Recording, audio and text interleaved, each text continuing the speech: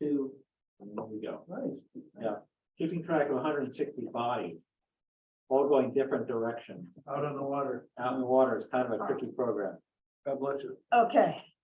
I will call the finance committee meeting to order on Thursday, January 5th at 7:02 PM. I have with me here tonight Mike Pratt, Peter Twining, Tom Parkins, Maury Creighton, Dean Nahadas, and Andrea Manville. I always want to say Manville. The purpose of the meeting tonight is to go through the budget without having discussion on the various components, but make a determination with respect to what additional information we feel we need in order to actually look at the budget in detail. And then we'll set up a schedule of when we'll be doing the various components, okay? So I guess I'll start with what are high-level things that we think we'd like as part of the budget process? I mean, one of the things we've talked about is comparisons with other towns. And if we want that, for what components would we want it? Are there any thoughts on that? Well, just given the following, the discussions that I've heard about, which I wasn't in the last meeting, the question of where police departments and fire departments are doing in other towns certainly seems relevant. I did sit in on the harbor meeting with Brian, and the changing world of the harbor staff, I think leads me to want to look at all three of those almost in a one fell swoop. Because what happens in the harbor staff is going to affect the police department and possibly the fire department. Right, and so the meeting on January 12th is to go over the staffing of the public safety department. And it's going to be a joint session with the board of, the select board, is my understanding. I found that out today. So what would we want in comparison? Staffing, budgets, services provided for those three components? I would think so. I mean, I don't know. I wonder if a good metric is sort of population as a cost per individual in a town. So for example, we used Ipswich, bigger population than we have, but if we took their fire budget for a year and divided it, the per person cost is a benchmark. And that seems like an easy number to kind of grab around. I think it can be done for police also. Police, And I absolutely. would think harbor. The harbor, I'm really wondering, it's almost a mooring thing. I mean, it's the intensity of the boat traffic. Right. As well as the overnight capacity, because that adds another component to it. So Andrea, is that something you can pull together for us by next week? Yes, and I know Greg's already asked both chiefs and Brian to work on that as well. Great, okay. Right. So I'll just let them know that it'd be helpful to have a per person cost. Because they were gonna look at, you know, kind of similar Okay, departments and. Okay. bills and all. Is that how you would do it? I mean, I know there's a critical mass issue. I mean, you can't compare Boston's per person Right. cost for police to a regional, more rural town, but I don't know how else you do it, because the gross number is sort of, it depends on population and usage and all that. Right, and it depends on like what those individual towns want as well. Sometimes they don't want harbor department or things like that, so. But it could be helpful for the per person cost, because then if you get enough different communities, you can even do an average. And just see how close we are to all of that, so. I take your point, right? You can't compare us to Boston, let's say, but like, on the other hand, it shouldn't be that hard to identify 5, 8, or 10 towns that look and smell like us, right? So- Yeah. I think so. Yeah, On different factors, your population, budget. I think it did. How about this sort of total value, when you come to a fire department, Mhm. you know, I can't, what's the right word, the town's total valuation, is that ever looked at from that point of view? You know, okay. I would You're not think telling me, that would be helpful. Or in the number of because residents, Yeah. not people, number of homes. Yeah, Is that? Number of dwelling units would make sense. I Dwelling. think the value of them doesn't make sense because our values are higher. And And we shouldn't have higher services just because we have higher. Yeah. Property value. I remember the school department has assembled a number of towns that are similar in demographic. But Right. We might want to look at what they've used, like Rockland and, you know, different towns Yeah. similar to us, Ipswich. Stuff like that.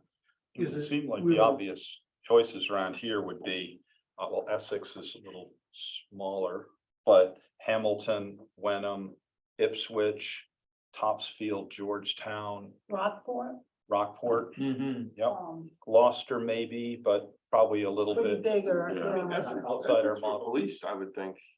Yep. I Wouldn't we get want fire towns is a with different harbors? animal. than police. What? Wouldn't we want towns with harbors? Well, I think the harbor might be different towns, but I think you said one you look at is Marblehead. I look at Marblehead a lot, And then the other thing I know we were talking about getting yes. one person staff that could cover different responsibilities. That Is we'll there talk precedent? about next week. Okay. Okay, yes, that certainly is one of So the things if we there's need to towns that consider. Set that precedent already. Right, Meantime, they could be a fireman and a policeman. I mean, they did qualify in different rates. I don't want to lump too much in there, but if we are doing peer comparisons, I mean, I'd be interested, you know, high level free cash and Mm. bond ratings, you know. And slice and dice it a lot. well, I think it's helpful to have information. I mean, Yeah.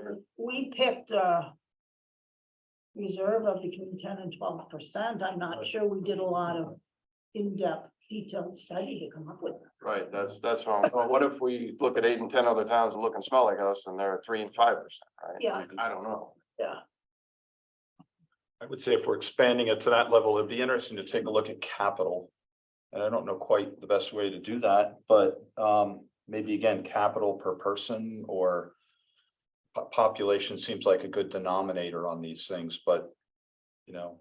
When you say capital, you mean the amount of capital investment the town has? Yeah, so we're about 3 million a year. Expenditures, yeah. Oh, expenses. Annual expenditure, I think, right? Right, but I know we talk from year to year about roughly 3 million. Is that a reasonable number? Are we low? Are we high? Are we not taking care of stuff? Or are we ahead of the game, behind the game? Just with my hardcore accounting hat, you're saying like annual expenditure on CapEx, that's Yes, Yeah, and we're, yes, just so yeah, we're. yeah, no, We don't wanna- multi-year lumping. That's a difficult one, because there are communities that just don't spend a lot on capital. Well, They that's kind of what like we wait did until for a like, while. they- you know, yeah, they They yeah, wait they till just everything wait breaks. until everything breaks and they're like, oh, I guess we gotta go, you know, get a ladder truck or. But even, I would argue, even if they go that route, you're still gonna see an annual expenditure on CapEx. It's just, Oh, yeah, it's gonna for be sure. probably more volatile, because like you said, they just Right. hope that nothing breaks, and then a year it breaks, they're spending a ton, Right. and then, you know. I know, well, we have given guidance to doing about 3 million a year, and this year it's in 4 million. Is there maybe we should get a justification for why they're going, or is there a blockbuster project or?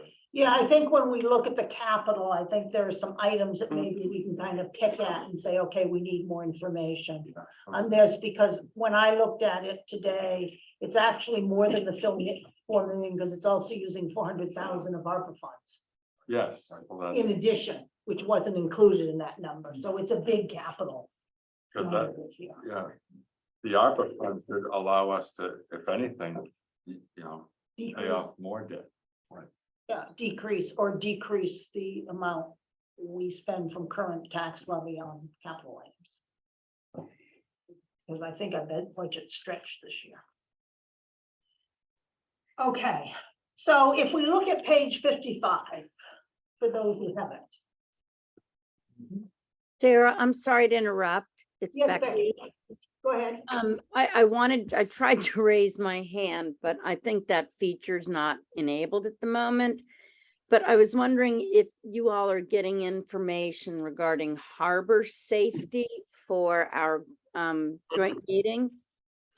If it was possible to get comparables where comparable town size and harbor size. Yeah, that's what we're looking for, yes. Yep, that's so long as it's, comparable land to water. The other question is in looking at fire departments, if we could also consider call versus no call department personnel. Okay, And Thank then you. How would you measure a harbor? Would you do it by moorings or is it? I don't know. It's a good question, but I think if we take into account moorings, but also overall waterfront, because the use of a harbor, as you all know, is much more than just the boat activity. So Yes. we might be better served by total waterfront area in relation to the town area and how much is encompassed by the water. yes, Maureen. I mean, I wonder, that's such a tricky one to figure out, Becky. I wonder if I think we know the harbors around us well enough. If we could get the gross numbers. If we got the gross number, for example, for Newburyport, we kind of know what the Merrimack River looks like. And if we could get it for Salem, say, and Marblehead and Cohasset, I think we would say, well, oh yeah, Cohasset, but it's teeny little harbor, compared to, and I think we could probably make some guesstimates on transient usage. I think transient usage may be more the driver on these numbers. And that's a hard one to measure, I think, but at least the gross number would be helpful. Yep, it would. But again, if I might suggest that Bion kind of weigh in on that a little bit, simply because of how much more broadly the harbor safety comes into play beyond just the boating, even though, yes, without a doubt, that's a huge part of it. Thank you. I'll Thanks, bow. Becky.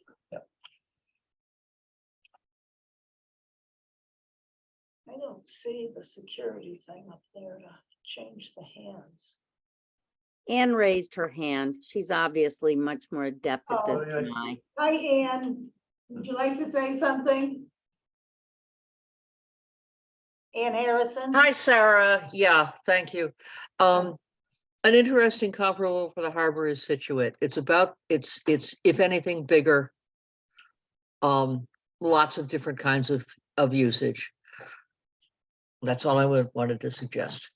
Okay, thank you. Maybe Hingham Hingham too. Okay. has a lot of. I think asking Bion's probably a good idea. There are certain Right. things, if I'm not mistaken. There are certain things like the number of moorings drives the number of transient moorings. So it depends on your total moorings, kind of ratio to transient. That might be something you should know. Okay.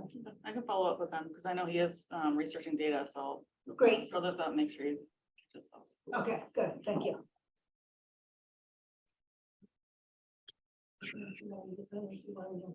Okay. So then if we look at page 55, this is the one that is the budget for the various receipts Mhm, lines. mhm. Two kind of jumped out at me. One was a meals tax and one was recreation. So I'm thinking perhaps we need more information on those two as to why the budgeted amount is substantially less than the actual was in 2022.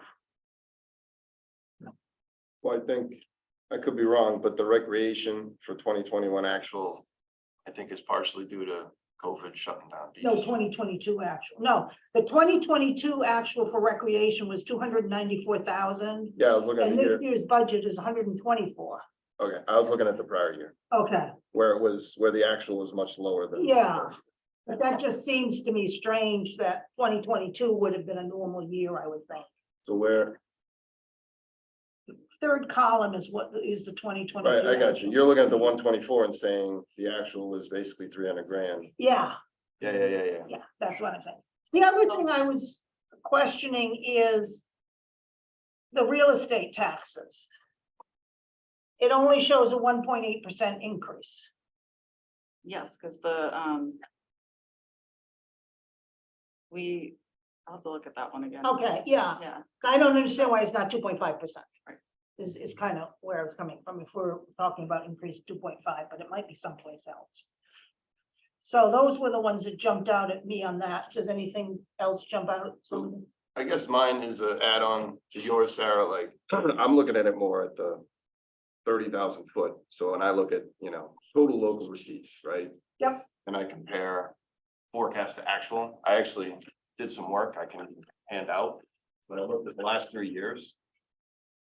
And like, I get that forecasting is difficult, right? Like every forecast when it's done, it's, not gonna be accurate, but like, we're consistently coming in significantly below.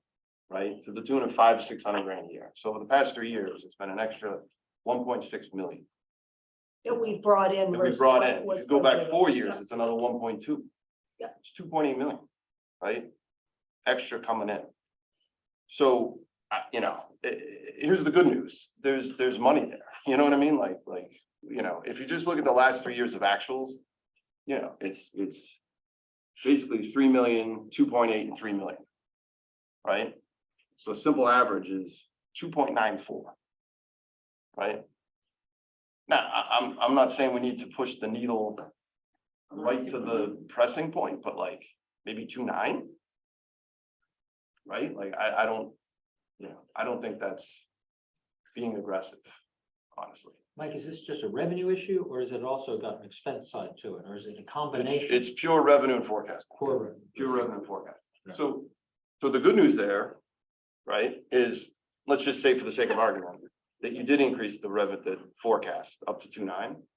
Now there's an extra 300 grand to, whether you need it for the schools or, right, Mhm. whatever you might need it for. Right. It's actually there. It's actually gonna come in.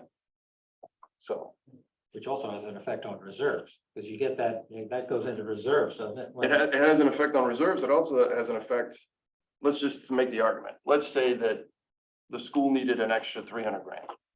Right? Huh.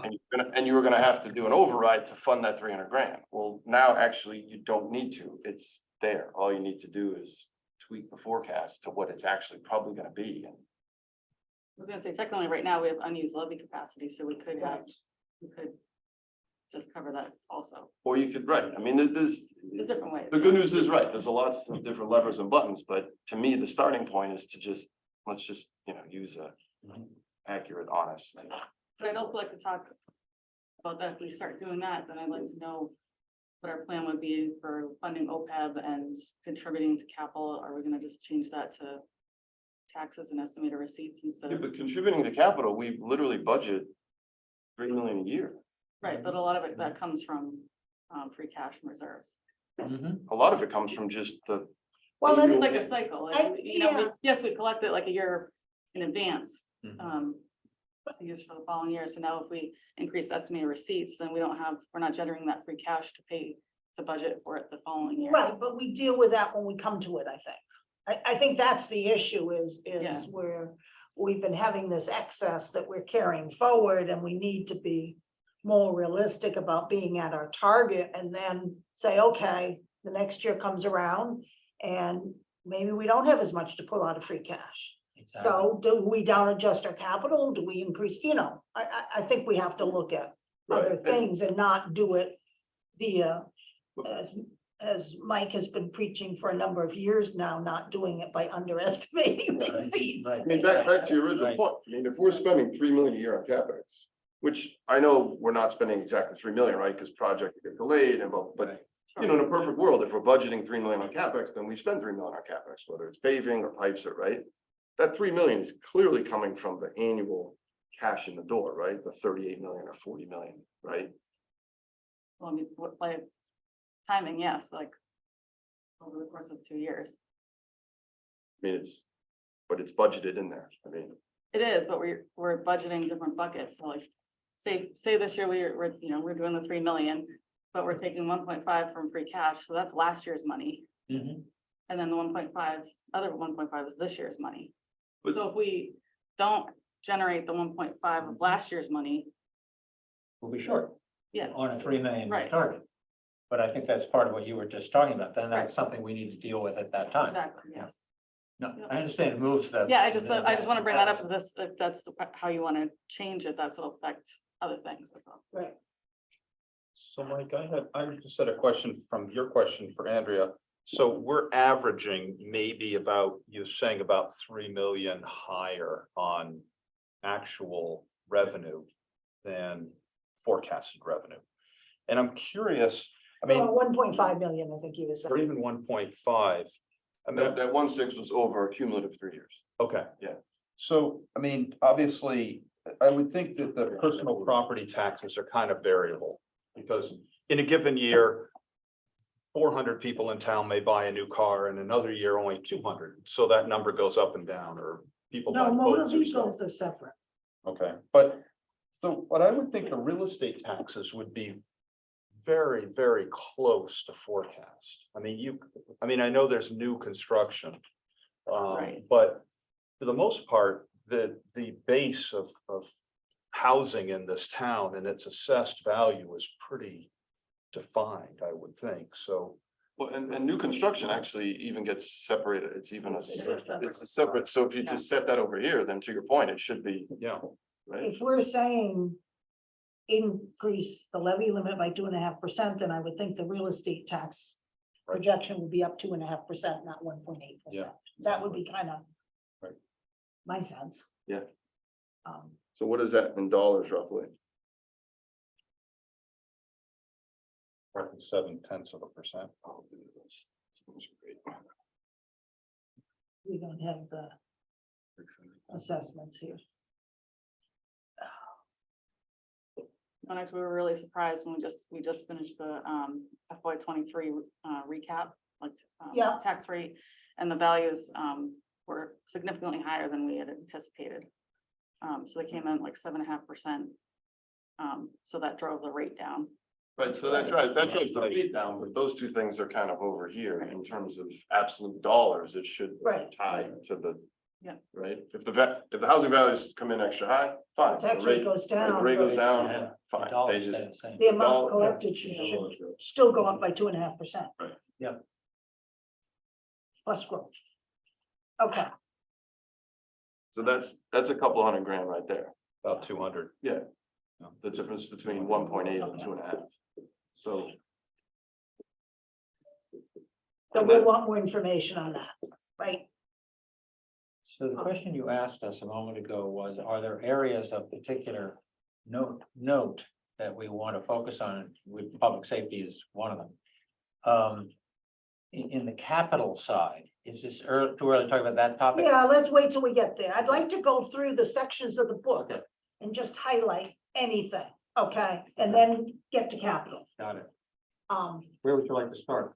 so the next is page 60, which Sorry. is town administrator expenses. And I still have an ongoing question regarding legal and professional services. Whether the breakdown between what we're actually spending on legal and what we're spending on other types of contracts.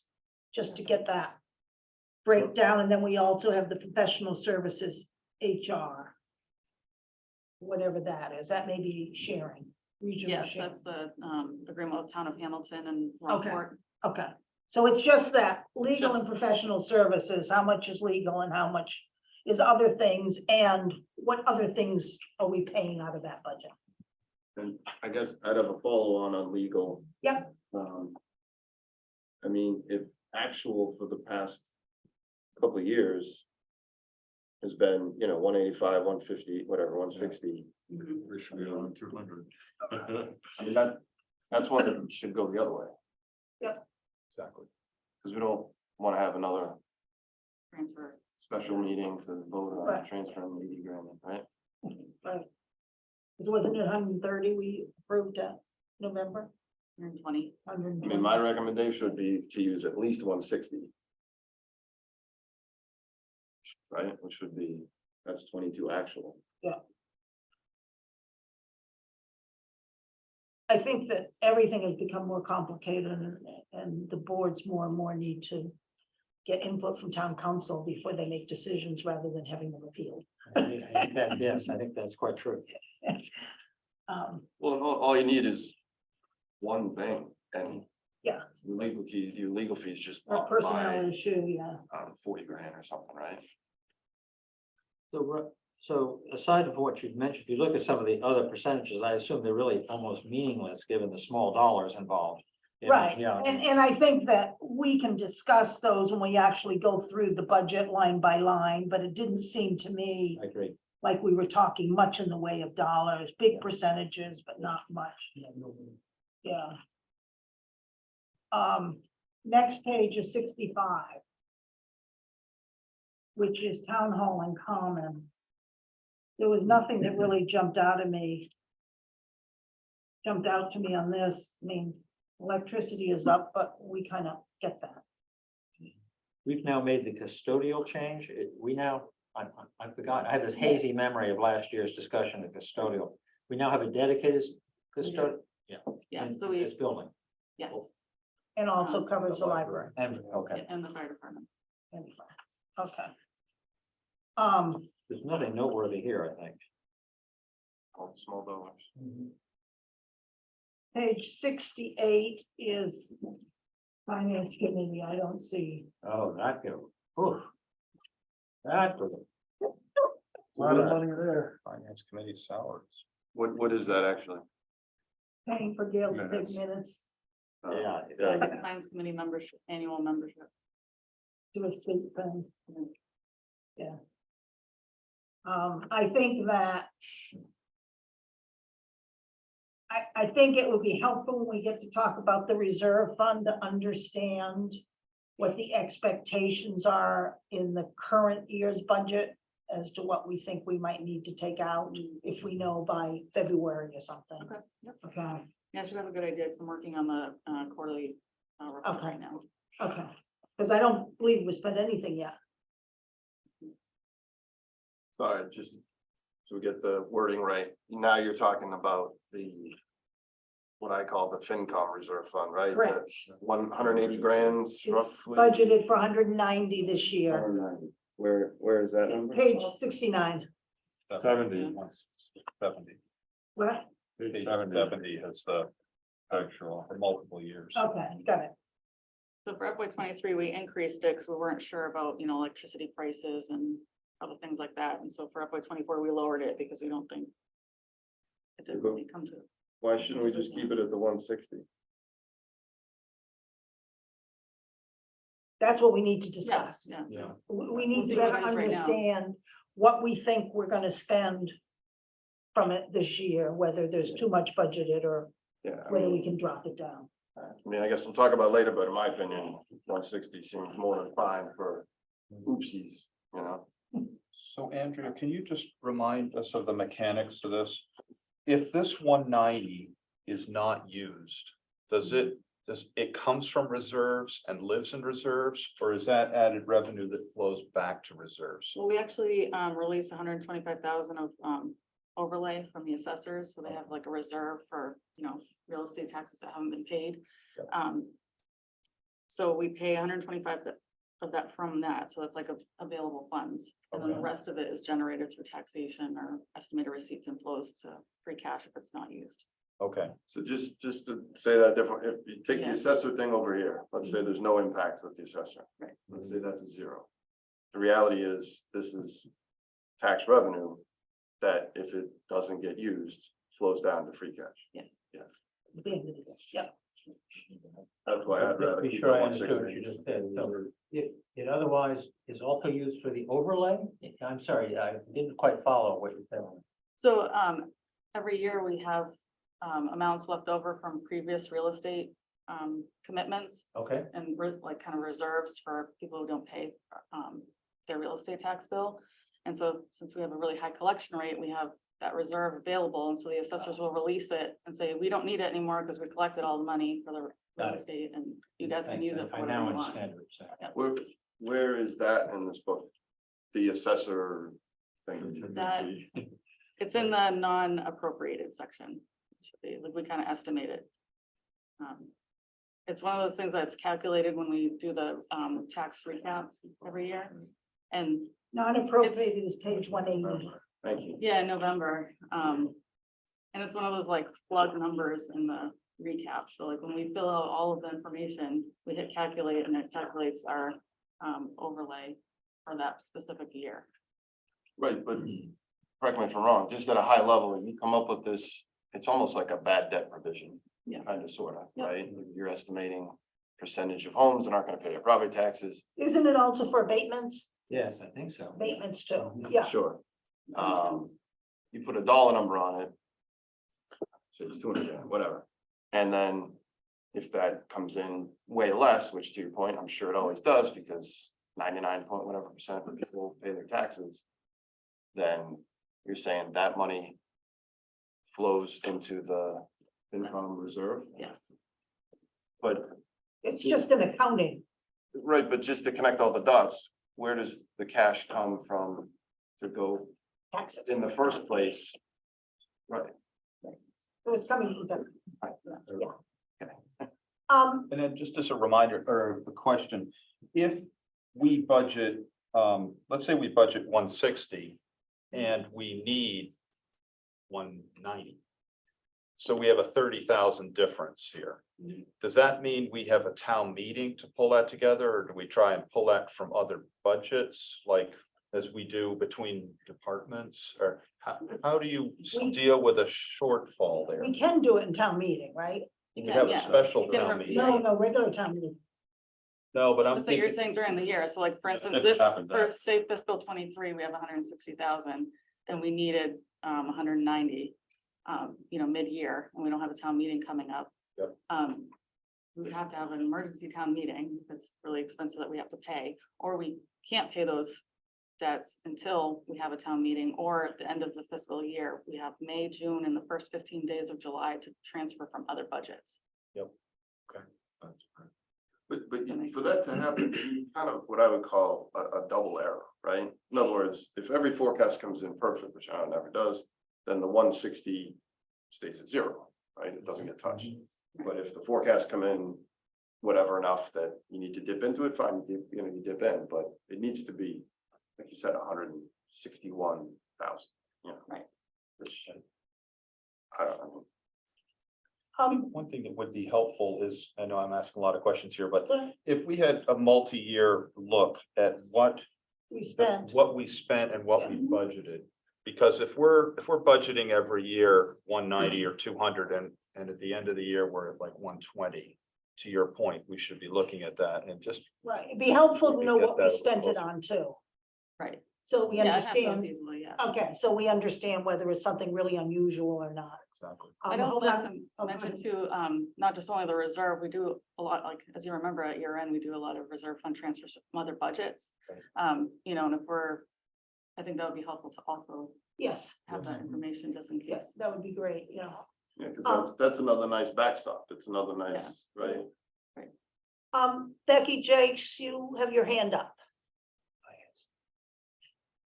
Hi, yep, I just wanted to make a comment on page 68, to that under the organizational chart, and someone's probably already done this, but to put in Tom Perkins instead of Mark Wells. Oh, yes. sorry. Thank you. Yes.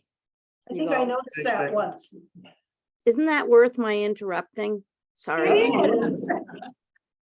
You'd think the finance committee could have their organizational chart correct. Volunteerism is important. There are many things I actually wouldn't think. So there we go. Thank you, Becky. Thank you all. So So I just, that, whatever, assessor, bad debt provision, whatever we want to call Overlay, it. yeah. Where is it? I know you said one. It's not there. Tax lien purposes of 10,000. I think it shows 10,000, but it's a placeholder. On page 1. No. On what page are we? 180 is non-appropriated expenses and tax lien purposes have only 10,000, not 125. Which, to be honest, 10,000 probably sounds like a more reasonable. Yeah.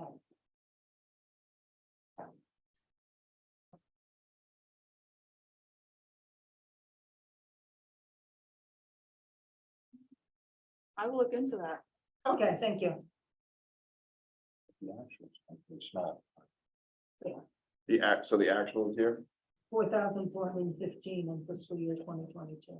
So that's like the actual bad debt number, if I can, right? Plus including abatement, Including it. yeah. It's the sum of the two. So. if I we're- think, is it? That's an amazing collection history. 180. It says tax lien purposes. Is That- that, No, that's, that's bad debt? no, that's actually for the, treasurer collector's office to, use to spend to try and collect the Oh, real estate that hasn't been paid. And is that the additional charge that you get assessed? Yes, you're we have late? to, we have to go through, the town has to go through a specific process. You know, if you haven't paid your debt, then we have to advertise it, we have to send you letters, we have to do other things that have a cost, and that's what that money is Oh, for. that's not the bad I debt. see. number. No. That's the cost. Tax lien. That's the cost to try and get Oh, that. Yeah, thank you. It's like a collection cost. Yeah, right? sure. So the bad debt number itself, Must have cut it off in the printer. I guess I'd really like to look like a, I don't know, 3-year history of what we're Oh, for budgeting sure. versus actual. Right? Yeah. I will get that.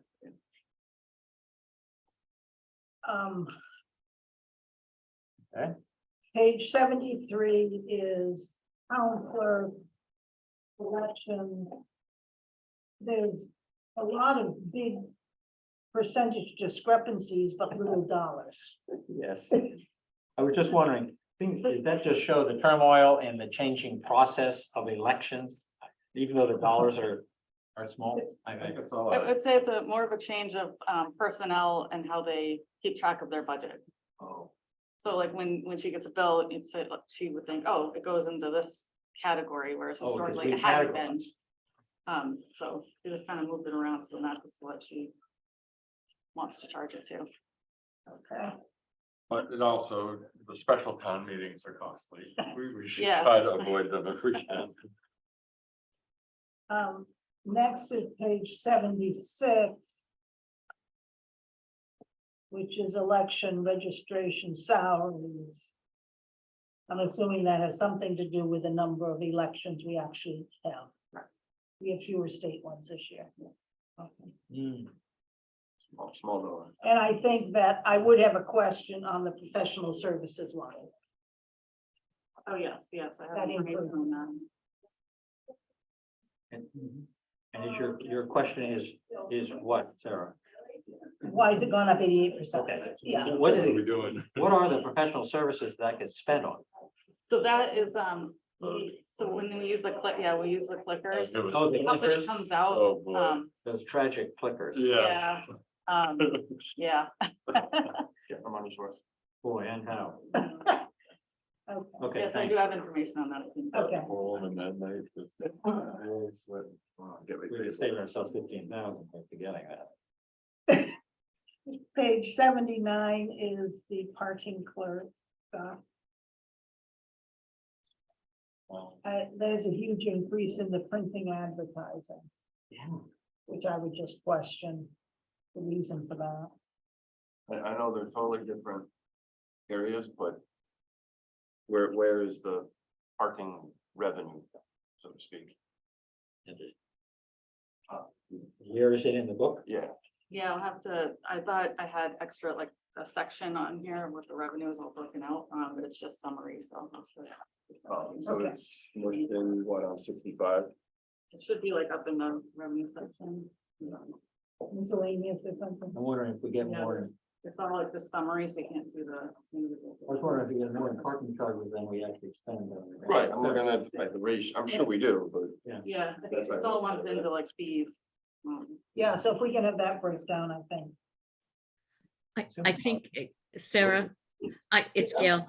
I think that was the change to sending out the parking stickers with the excise tax. The increase. I don't know, we just need an answer to it, I think that's what that was. yeah.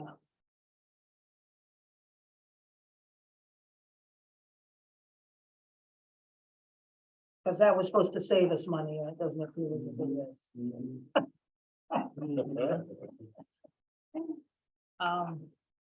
Next is Andrea, Really? accountant, page 82.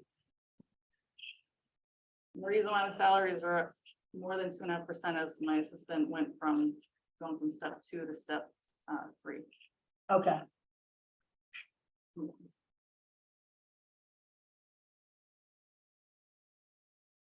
We need to go with you. Um. Page 85 is assessing.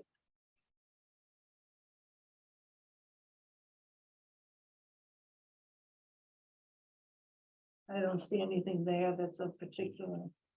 I know small dollars, but when you get subscriptions and dues, that's a software that came through, is that subscription costs for software changes? Not really for software, it's more for like memberships. So our assistant assessor has been, taking a lot more classes, and so she's become more of a member in some of the associations. So that's how they're why that characterized. increased. Mhm. I like people to learn. Where to next? Page 89 is building department.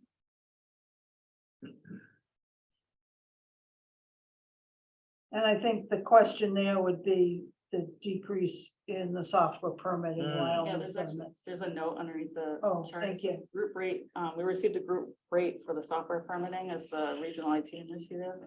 A lot of the communities that's part of it started getting really interested in OpenGov for the Okay, permitting software, and we were already on it, and so I was like, wait. Okay. Let's get some pricing there. okay. And then the inspector expenses that went up, is due to training for, one of the inspectors were providing it now for the new inspector. Okay. None of these inspectors are full-time, is that right? Correct. Is there been discussion about a full-time building inspector or? Been briefly mentioned, but I'm aware of. Let's put that on the Yeah. ticket as something to talk about. From a purely financial perspective, I'd be more than comfortable with, justifying it full-time. The dollars are there, right? Sarah, I think Greg had mentioned that when I sat with him for the DPW. The idea that they might need a little bit more coverage. Okay. So that we should put on as a discussion item under the building department. Thank you, Andy. Under the building inspector. There's certainly. It seems like things have heated up. And we're now getting neighbors. Getting involved in things, and when you get neighbors involved in things, it's much more contentious and much more open to lawsuits and stuff. Well, I was about to say, it ties back to the legal stuff, right? Yeah. So, right, Yeah. this is like Pennywise. Found foolish, Exactly. yeah. And I think the general question, Yes. if compensation is increased by 2.5%, how is that number? Is that a contract number or is that, how does that number get reached for such as say, town hall employees? I know we have collective bargaining agreements for. many- Yes, there's some collective bargaining agreements. The police, I think it was like 2.5%. They're up next year, so that was set in stone. The other ones we assumed was we're gonna do a 2.5% across the board. I believe Greg had like initial budget discussions like in the fall to be like, okay, what are we expecting for salaries? There were some significant requests for salaries, and I believe Greg mentioned that we'll probably be talking about that at some point when the contracts keep Yeah, going along. so we have contracts for fire, police, and clerical, correct? And DPW, And DPW. So there's 4 contracts. Yeah. And and 3 of them are. which one isn't up this year? Police. Police, okay. And clerical is what? Town hall employees. Town other- hall. other Okay, there we than are. And Department library. heads. Department heads are not in the union, Their management. and historically, the department head salaries have increased the same percentage as the union, clerical union. I think there was a couple of years when they were held down a little when our finances, During COVID years, even before COVID, I think, yeah. it was it's been- just fell right, Maury, yeah. They have said this, but it's very expecting a big increase. We don't know.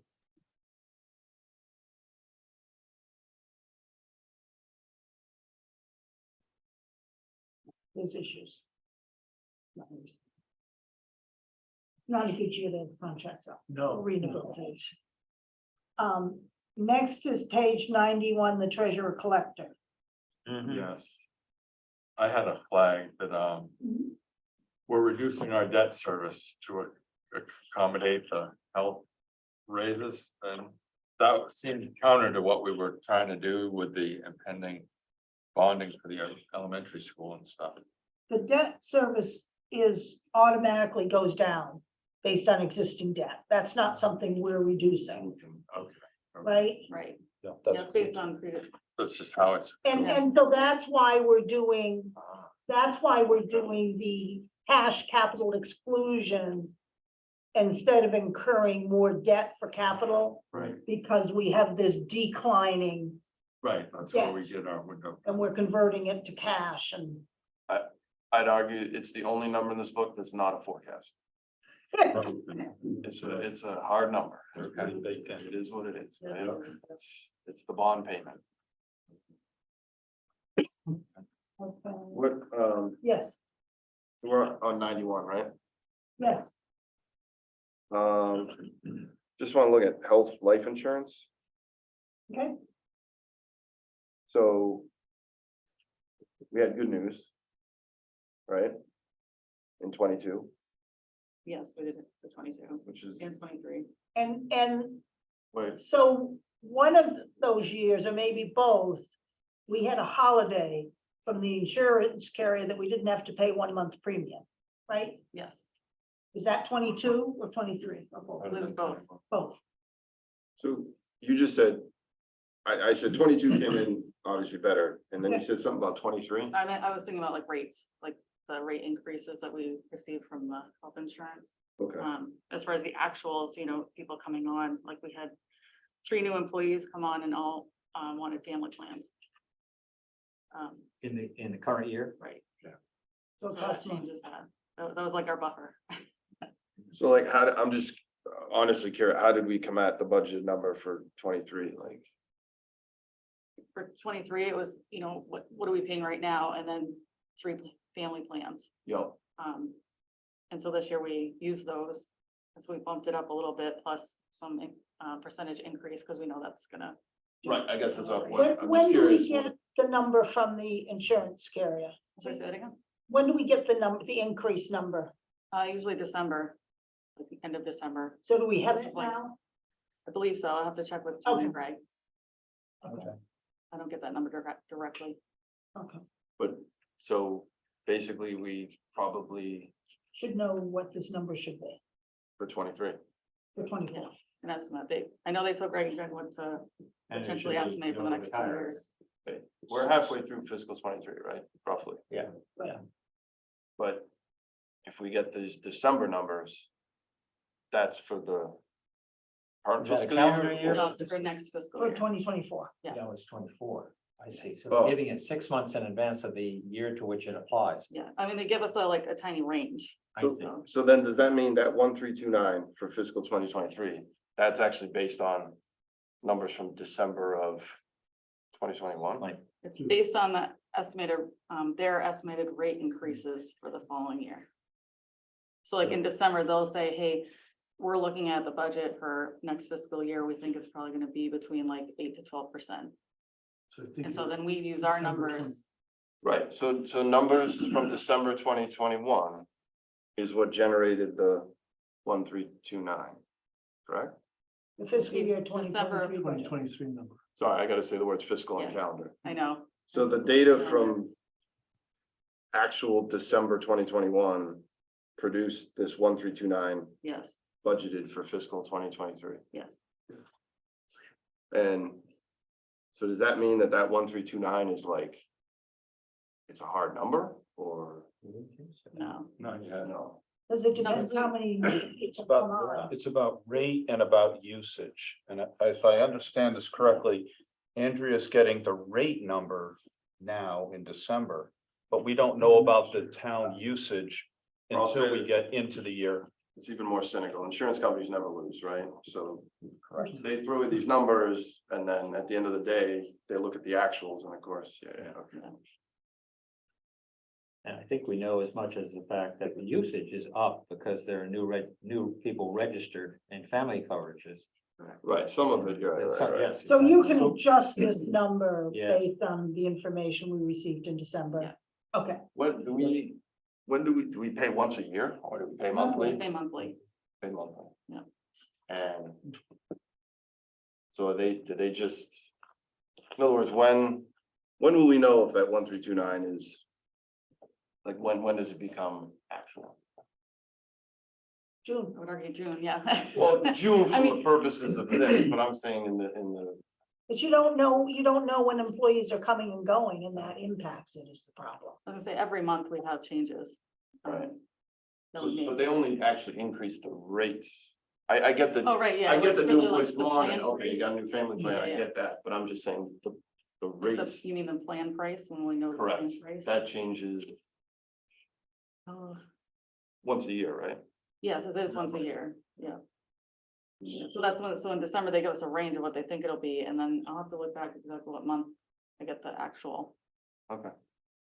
Because if you look budgeted 2022 to actual, we left 100,000 on the table. 150, yeah. So I mean, can people change the plan, their plan, anytime during the year? Are there particular anniversary dates and they have to work to those? Yeah, they can change during open enrollment, or if they have a significant life event, like if they get married or have a baby or things like that.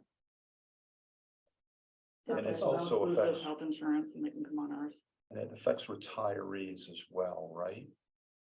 Correct, yeah. So we have a retiree population that's probably about the same as the working population in the town or of employees. Yeah, I'd have to look at that. That's, the treasurer collector takes care of that, so. Helpful to know what the ratio is of working Retirees. employees and retirees on this. We, I don't know what it's called, but we offer that, benefit where if a new employee comes on and they don't take the health plan because like maybe their spouse has it from, we offer payment, right? Some of the contracts do have that. So the, union contracts have it, but we don't have it in our employee handbook.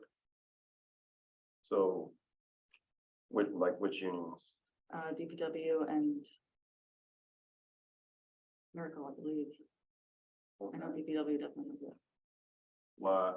Why haven't we explored rolling it out more? I think the argument is that if someone's not gonna take it, they're not gonna take it, so why would we pay anyway? Yeah, but you'll never know, right? I mean, because there's a tipping point, There is, yeah. right, where Oh, if for it's sure. if it's a two worker household. Right. Right? But At I'd some say point. for most employees, like their spouse works for, private companies, so their insurance is assumed to be cheaper.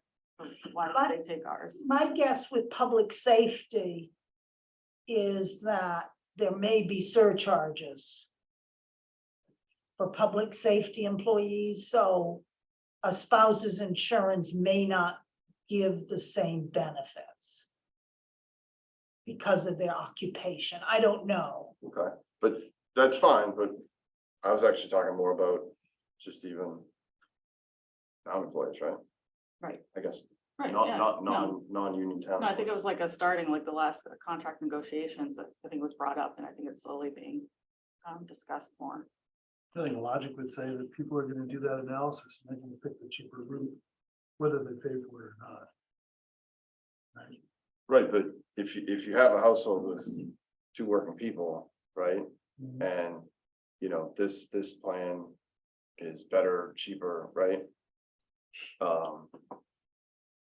I get what you're saying, right? Like, if you just offered, I don't know, $200 a month, right? Like, then they're just gonna go, okay, I get $200 and we just spent actually more money and didn't do anything, but certainly at some point, right, $400 a month, Eventually, right? yeah, we Right? don't know, yeah. Yeah, you don't know, right? I think the I mean, analysis is really complicated too, because you get into deductibles and all kinds of stuff. Yeah, I'm just saying, I've seen it work personally, where like, I. Yeah.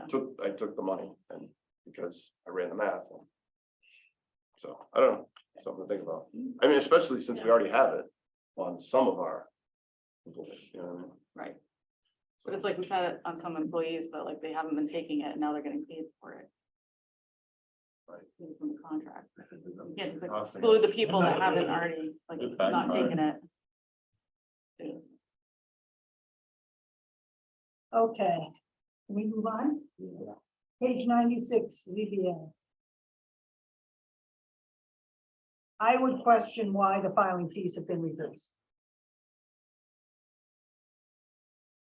We had to increase them in 2023 because we had so many filings, and now this year they're back down to what they had been in 2024. I think that needs to be looked at.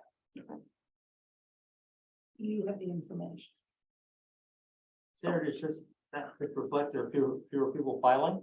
I mean, not the filing rate. Yeah, The filing rate went up.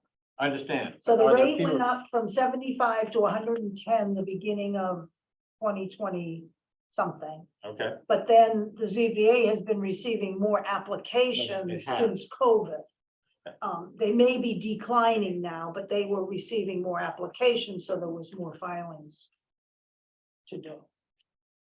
so when we look at 24 and that, we're expecting to continue to decrease the number of filings, I guess. I don't know. Well, yeah, and that just seems like a big drop, and maybe the 4,500 was way overstated for 2023. I don't know. Right.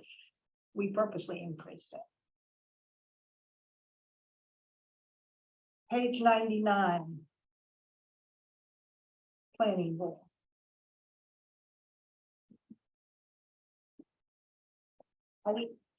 I think it's worthwhile having a discussion about planning board personnel going forward as to what we have an opportunity to make changes, and that maybe we want to have a conversation. And the professional services here, what do they generally include? What are those consultants? Are those legal? No, it's mainly consultants and peer reviews that the town isn't requiring anybody to pay. It's just our own. Because the legal's found in the total legal number, right? It's Right. not allocated to the department. Correct. So to your point right now, it's. Is there like an open rec or?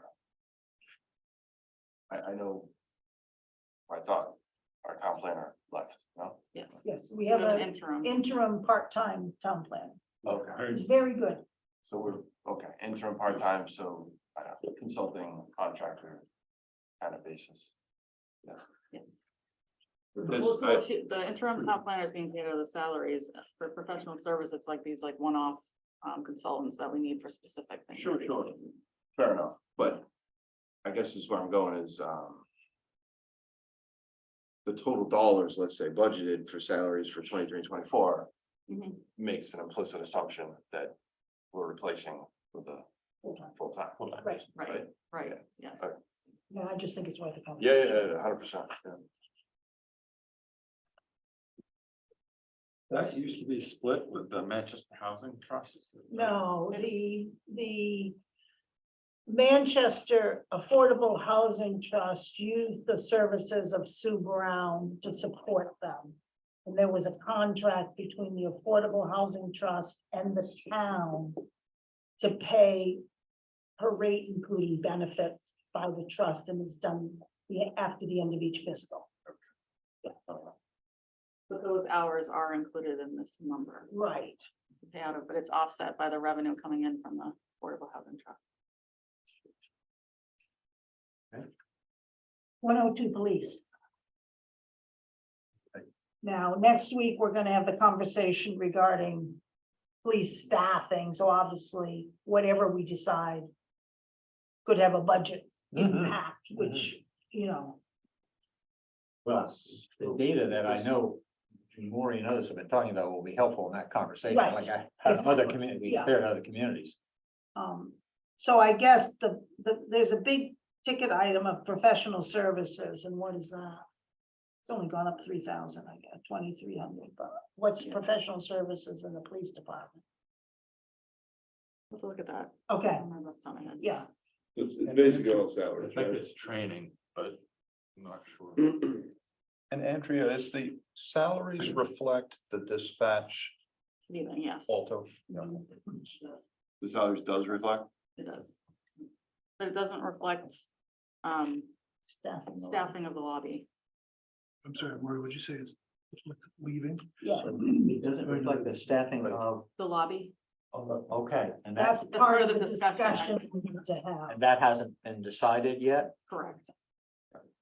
And that's the purpose of the joint meeting next week with the select board is to kind of see if. Thank you. But the savings, quote unquote, with going regional is like looking at the difference between the 1.8 in 2024 to the, So I forgot that difference column. You The know, Difference column there. we can do the math. I mean, it's. So minus 3.6%. Yeah. I mean, the dispatch cost about 300,000, I think, Is that what it is? but, Yeah, but looking at, I mean, yeah, the difference, I mean, you probably would have 2.5 or 3 on salaries going up, but the differential of so we need more 1.874 to information. 1.0. I guess that's what On I'm the trying to dispatch reconcile. piece, That's like right. 70 grand to reconcile against 300, right? Yeah, Yeah. Mm-hmm. so we just need more information on that piece.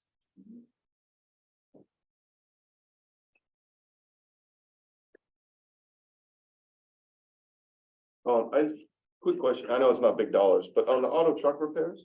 Yeah. Don't we have do we have a full-time mechanic on staff, DPW? And that person like doesn't do this because they're just 100% bandwidth on DPW stuff or? I think it depends on time of year and what's stacked up and, I mean, like during the winter time, he's like fixing the plows constantly and the sidewalk tractor and things like that. Okay, So this is We used to have an basically, assistant mechanic, which helped out a lot. this is but basically oil changes. Oil changes, tires, brakes. You know, even if our mechanic does it, the like, you know, brakes and tires and things like that come out of that line. so Some basically. jobs, can't, Oops, Andy? yeah, sorry. Some jobs can't be done by the mechanic alone. And so he needs support. And so some of those they outsource, I think. Yeah, that's fine. I mean, so I should be looking at that glass half full and say without the full-time mechanic, those numbers would be bigger, I guess. That's one way of looking at it. Sure. Okay. I mean, one question for you, Andy. I know you've sort of talked with these folks and we've talked about capital in the past, but the town's got quite an investment in rolling stock and equipment. And I mean, it's like the building inspector discussion. Are we spending enough on resources to maintain that? And that's kind of a question. Yeah. Now, there'd be a staffing issue, finding the people to do that, but you know, if farm it out versus do it in-house, this equipment's needed sometimes right on the spot. So I'm just wondering Yeah. if we thought that through. No, I don't know. I think we've talked about it in the past, and I think we've never arrived at I'd say a clear decision on doing anything differently. And I think it also, as we've talked about it in the past, that also then turns into the discussion about some sort of a facility to house these vehicles, which are otherwise just sitting outside and wearing out sooner than they would. But yeah, I think that would be good to talk about again, and it might be good to give Chuck Dam a little advanced warning on that, so he's prepared to have an opinion about it. Okay. Yeah, Ann Harrison, you have your hand up. Yep. When you're checking on the police salaries, be sure and check on the police head count. Yes, Yes. yes. Yes. Yeah, that's what I'm looking for. Okay, Because I think the police chief is proposing to cover the lobby with new police officers. great. Well, maybe right. Thank you. Thanks, Ann. Sure, it's how many officers do we have? 14 full-time? Yep. Yeah, Without the chief, I thought. You know, is that number been flat or? No, we added. We added, yeah, we added. That's good. We've added and then we still have that one. we added to cover that 110 now. 111. That's still ongoing. FY 25, I guess. 25. My Wow. my crystal ball, but I could be wrong. Well, if I remember correctly, there is, at some point, there's 100% kind of certainty because, right? We just- Age out. Yes. Age or Yeah, years or, yeah. right, like, Yeah, 10 years. and that's fiscal 2025. Yeah, they said in here a minimum of 2 more years, minimum. Where's, Uh. 3, 4, different paragraph. The bottom. Expenditure by page 101. oh, there it is.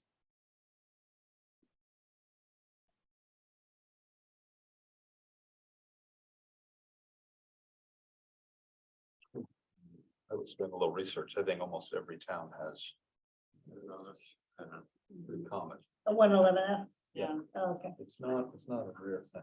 And there's some Yeah. very, old workers' comp cases that are still ongoing from like 20 years ago, that since they were under the old rules, towns and cities still have to pay.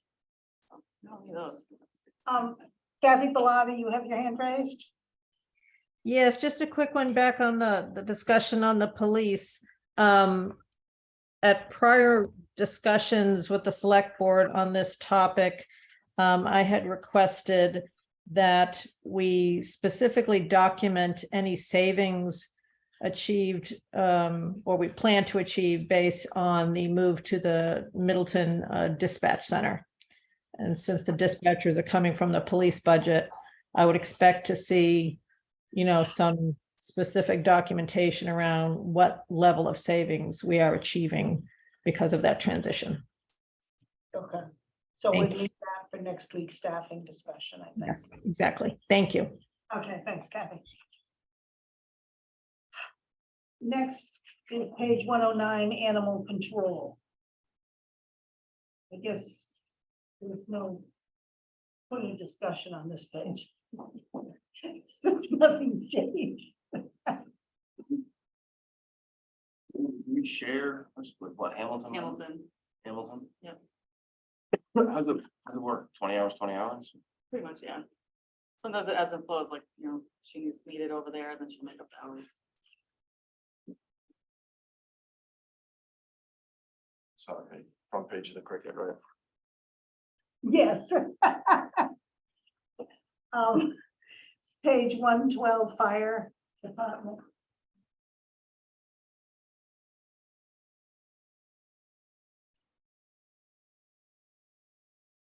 heating oil seemed like a huge jump, but maybe it was under budgeted in 23. Well, the 22 actual was almost 14,000. Right. Sounds like a reserve transfer. More the natural gas looks much more what I would expect, which is a 15% increase It's a deep. for, you know, energy generally. There are a lot of changing numbers here. Wow. I'm just curious. I mean, the dollars are so small, I don't really get, but why natural gas and heating oil? Isn't it one building or no? I'm confused.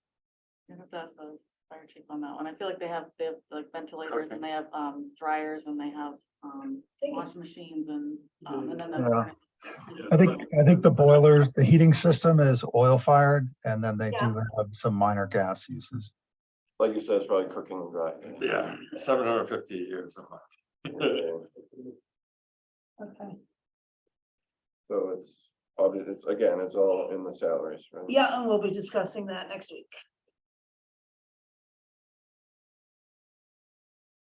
Next is page 116, harbor master.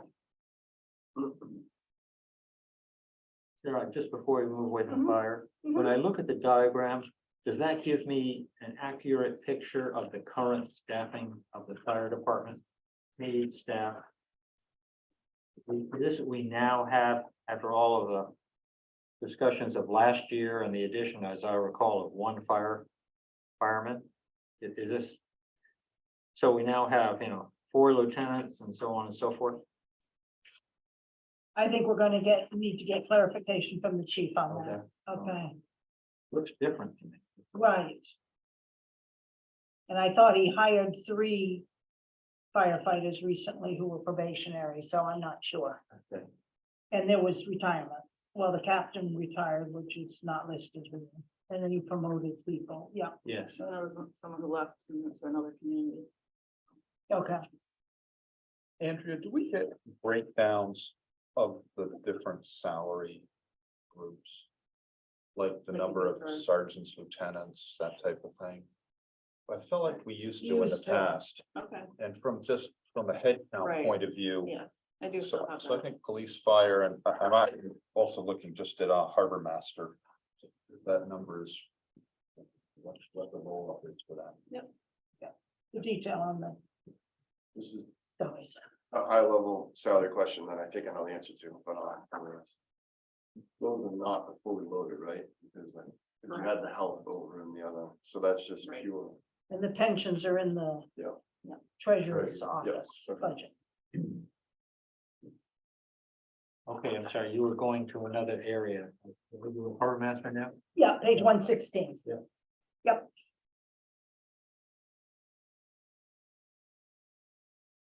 Any flags here?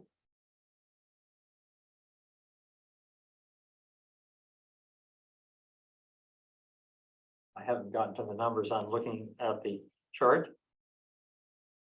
Well, 7 feet, I'm looking at the channel. Oh. I'm not sure we have all that depth in some places. Anyway, that's not a topic for the We're on minute. page 116. I know. Moving your I computer. know, I know. I was sidetracking Not this. accurate. pretty big jump between fiscal 22 actual and 2022 budgeted, right? You're looking on page 117. 116. That was basically the question about head count. It's the same head count, or if we're adding seasonal. We did add, from 22 to 23, we added the dock workers for the transient boating. But they were kids Summer, working right. summer on the dock, right? Yeah. It'd be But we didn't have interesting, that, the head count before in the past. it'd be interesting to know what we're paying those dock workers versus The fees the collected. fees collected on that Oh, dock. for sure. Mhm. Yeah, I think that I would- same I would- question applies to sort of rec, parks and rec and Singing Beach. Mhm. I know we've done that in the Yeah, past, yeah. but beach workers and revenue taken in.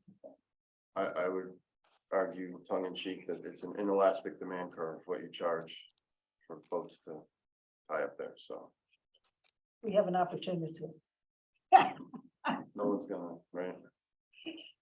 You got $100,000 boat, you're not turning your boat around because the dock fees are, you know. Yeah, but you also with Dockwall, you put a camera on a pole and you have your person who's monitoring the lobby of the police station, counting boat hours and billing people. You don't need a person. Yeah, you could go that way, but. Big brother. I'm just saying, I think you can get enough on the revenue side that what you're paying with summer help is, Yeah. it's a ratio of 3 to 1 or 4 to 1. Exactly. Okay. Public Works, page 120. Now. Public Works is a little strange because some of the salaries are in DPW, some are in water and some are in sewer. So it's, and I believe that the director's salary is spread between the three. No, No, he's only in DPW. he's only in DPW. So what I've done is I've budgeted them only in DPW, but I offset some of their salaries from the enterprise funds Okay, as a revenue source. okay, got it. Yeah, the only one that's truly split in that department is the water sewer assistant. Her salary split between the two. Okay. It's part-time. Any flags here? I don't know, the tree maintenance, is that? I'm just curious, what happened from 2021 to 2022? Just storms, just stuff happening. Yeah, we, since we have a tree policy now, which is great, we started off with like $25,000 a year, but then we realized that we have a lot more work to do and a lot more things happen. So that's why it's been increased. So we think that's like a good annual number to keep up with it. And then- This was something Mark worked on at one point, because we talked about town responsibility going from like center line of road to 7 Yes, feet right. out to like 11 feet. Yes, And now Yes, we do. suddenly the Yes. town's responsible for a lot more tree work potentially So. And there's certainly been a lot of tree hearings for people wanting trees removed. Yes. Yeah. And we now pay a stipend for the tree warden. So, So that's obviously, that's third party contractor fee, right? Mhm. I assume our DPW staff does some of this themselves? potentially, I don't know, we'd have to confirm with Chuck. I mean, I know anecdotally, some is done for me, but. Okay. I think they do some storm cleanup if it's small. Yeah, Yeah, I don't think taking trees down, but I'm Yeah. talking branches. right. The athletic field maintenance. And park and beach maintenance. Yes, those were moved to the facilities budget, this Oh, okay. fiscal year. Okay.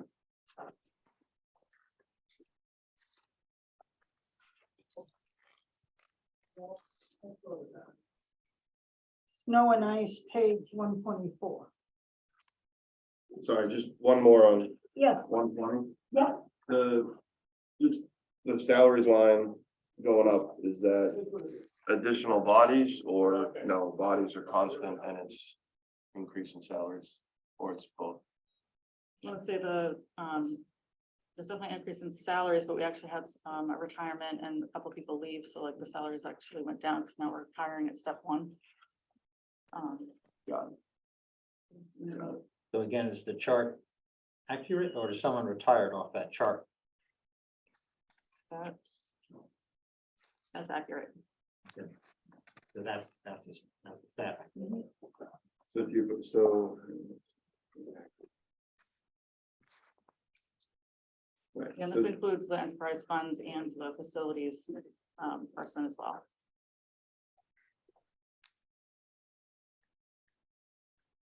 So the increases in that row, right? If you didn't have people retiring at higher step levels, being replaced by younger people actually would have increased. Right now. Got it. Would have probably been 2.5. What's that? Yes. Would have probably been 2.5. Yeah. Yes, I think so, yes. So it's disguised, basically. That would have been. That's our motion. page 124. Right. Snow and ice. And, My favorite. right, so am I correct that it can be at a level that is like a 5-year history? Yes, Have we looked at what that 5-year history was? And that's, we average about that. okay. Can I ask a question just for educational reasons? On that snow and ice, it looks like we're under budget a lot. Where does that money go? Does it just carry forward or? No, it goes into free cash. The, It's just for me the learning. Yeah. snow and ice is the only budget that the state allows you to overspend in your fiscal year and pay it out of the next fiscal year. Because of that, they restrict how you can reduce your budget. I believe that's just for snow and ice, because you can legally overspend debt and legal services. Okay, But for snow and ice, they limit it because they don't want you to overtax the residents. Like, they don't want you to say like, oh, like, you know, I want to fund my free cash, so I'm gonna charge you 500,000, because that's what we spent last year. So that's why like they do a rolling average. And so if you want to reduce it, you have to, like, once you raise it and you want to reduce it, you have to prove to Department of Revenue that that's a better level for you. There's a lot of paperwork and stuff, so I just keep it around this because this is what we average around. and I think we made the mistake of increasing it to 202 I agree. at some point in the past when we shouldn't. We have. noticed a lot of surplus. I see the previous two articles. Only after the 2015. Yeah, yeah. Because they were both, I'm sure there will be like What happened in to a the average, couple of yeah. years, yeah, So end of the day, if we wanted to reduce this to 180, right. you're saying not we can't, but it's You have hard. to prove it to Department of Revenue. And that's proven So, like, by an average of the spending? Correct, actual, right, the last an average of four, the last actuals. 5 years. And obviously, we only see 2 years of actual here, but And they're both down, so Yeah. we could probably squeeze a little if we had to. can we look at that and, Yeah. I don't know, try to grab 20 grand? Yeah. As soon as we do that, though, we'll have another 20. Exactly. I mean, look how this one's going, right? I know. So Yeah, far. that's why. They were out salting. Salt. Yeah, I noticed. It's been my liability. Just like I was saying on the trees, right? I gotta believe that a certain number of salting and plowing is done by our back DPW, so these dollars represents paying third-party contractors, right? There's a separate line for hired equipment, which is being carried at 40,000. Right, and But then, but I'm just saying in general, if our own DPW staff is out there dropping sand, or salt, or plowing, or whatever, that's back here in the DPW. no, Except, No. well, except for overtime. Overtime's in this budget. correct. So the snow and ice is all overtime. Okay. Um, Okay, but specifically, I don't know, I'll pick the row sand salt line. That line's gotta be third party. No, it's not. that's our purchasing of the salt. Oh, that's the actual, okay, that's the actual sanitary. Yes, yeah. The only third party is the hired equipment. The only, okay, And is OT at 1.5 times? Unless it's a holiday, then it's double time. The answer to your question, yes. it's Everything like, else is it's, found on the other page. well, it's like, yes, but. But the hired equipment. Yeah, it's really hired equipment, that's the row. That's the row of like cash we pay out the door to like third party Somebody else to guys, do yeah. it. Page 127, sanitation.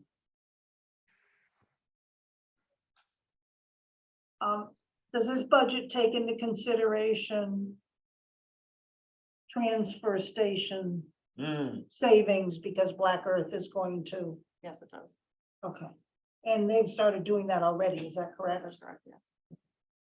Sorry, I started doing, Black Earth is managing the transfer station currently. It switched over got it. beginning of December, I think. I saw, Yeah, it was like the first or second Wednesday in December. I think Mark Hammond was there training them on how to use the equipment. Okay. So that's why the salaries are down. And that, the pay as you throw bag, that's the amount that we pay to some company to make the bags. Yeah. And then I know, vendors now contract directly with the bag manufacturer to get the bags, right? We don't have them in a storeroom somewhere and hand them out. Right, And then, we get the revenue from the vendors. we do, Okay. on a monthly basis. And I know the auditors went around and around, they're all Yes. happy on that now, but there's a system where we know how There many is. bags are used and all that good stuff. Yeah, we changed the agreement with the bag company so that they're in charge of the inventory Okay. instead of us, because we used to buy the inventory from them, but then they would keep it. So essentially, we were responsible for it, even though it wasn't in-house, so there was no way for us to track it. So now that they have the inventory and then they bill us when it's used. Got it. Page 129, rubbish collection and disposal. I would just like information again on the contract we signed with JRM as to what it is each year. And how long it's for. I seem to have lost sight of that. Why, I'm just kidding, why are we budgeting so much higher? I mean, if I look at the last 2 years actual, they're like almost the same number. For disposal. Well, I'm looking at, I guess, total actual, but You have to look at what FY 23 is right now, but I know that there's inflation adjusters in the contract that previously we haven't had to, weren't impacted by, now we are. Yeah, so that would be curious just to understand what's in that contract. So if recycling prices were better, we would see that on the rubbish and garbage disposal line, right? Correct, There'd be an yes. offset.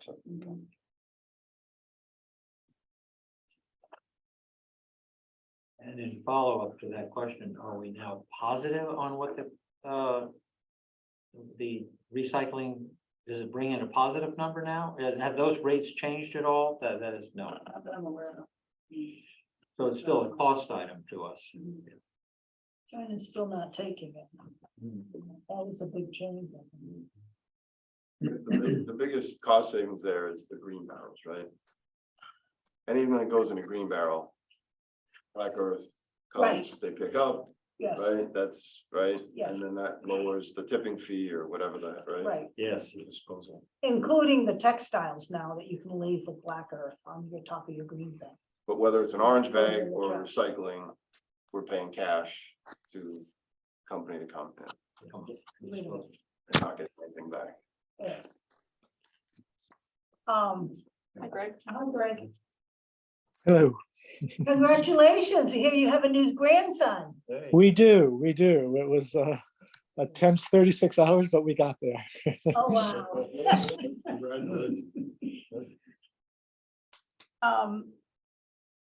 Page 131, Facilities Department. Bless you. So this is new. Is there any way to provide us with the actual Bless you. fiscal year 2022 to translate over to this? Yeah. I know Yeah, it's it's kind of commingled because it's from the town hall and common, fire station, DPW and park and rec. yeah. It just would be interesting to know what the actual for 2020 was, without having to look through all the pages. Because we're lazy. Page 133, streetlights. I know last year we added for repair and maintenance. Do we have any numbers year to date on what we're actually spending on that? I will get those for you. That'll be Okay, for- yeah. And it would be curious to understand with these new numbers, how it compared to what we were paying before we bought the lights. Because when we did it, it was supposed to be a lot of savings and now it has gone up a lot and I'm just curious. I don't remember what it would be. Yeah, we were paying around 100,000 total when it was through Okay. when it was through the utility company. Okay, Wow, so It was a significant savings, yeah. why are we doubling the budget? maintenance. One pays for the electricity to the streetlights and the other pays for the repairs and maintenance. You know, I'm not questioning the repair maintenance, that's Oh, fine. street lighting. I'm just saying specifically on street lighting, why are we going from 17,560 that's basically doubling? It is that's been a tough one to budget because when we switched over providers for electricity. And so now we get 15% credit for what happens on the national grid bills. They'll credit us on the national grid bills and then the other company will come in, take those credits, do a calculation and bill us. And so we had like a year lag where the company wasn't getting the credits from National Grid to do the calculation to give us the bills. That makes sense.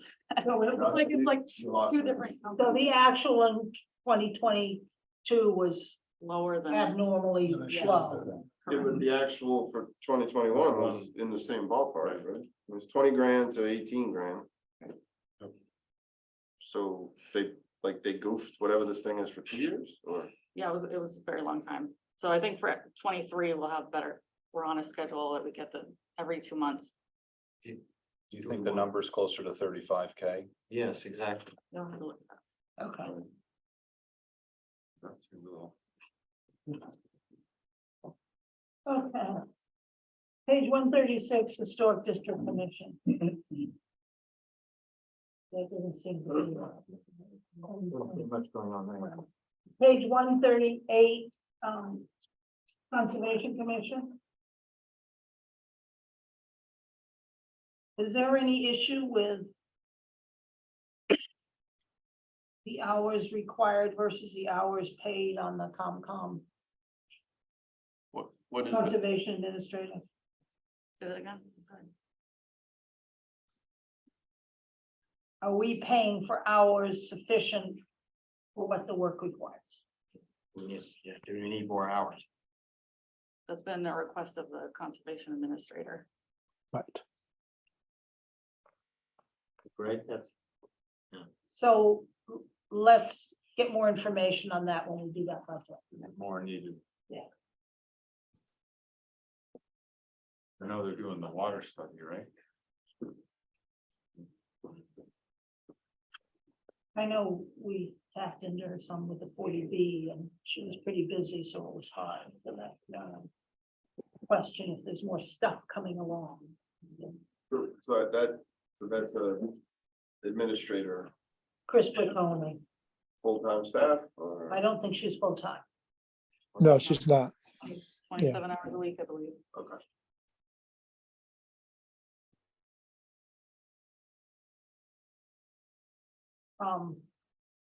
Board of Health, Mm-hmm. page 143, I think it would be beneficial to have them come into a meeting Yes. and just understand what they've done, and I'm just surprised that there's still a professional services line if they hired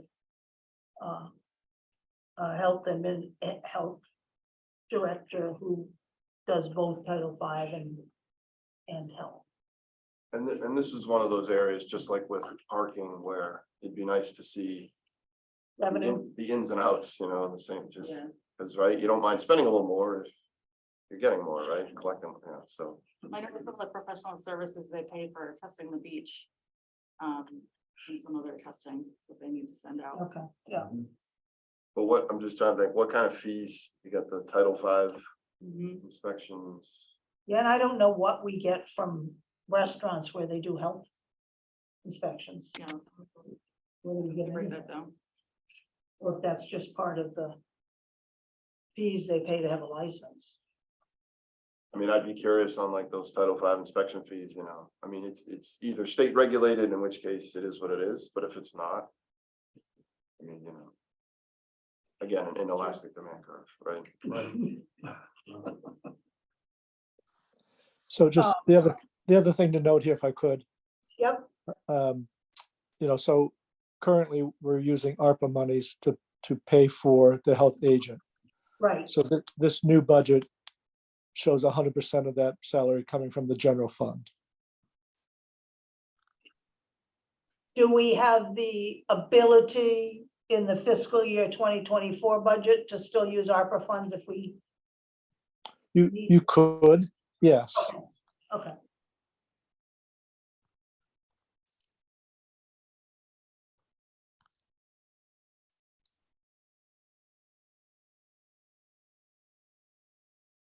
Just a little loophole if we need it. Page 145, Veteran Services. I'm assuming this is contractual with Gloucester and the contract went up. Yes. Yes. That price stays the same for the next 3 years with this Okay, 24, 25. and 26. The one, Gloucester's got the full-time employee, 10%, yeah. page 148, Council on Aging.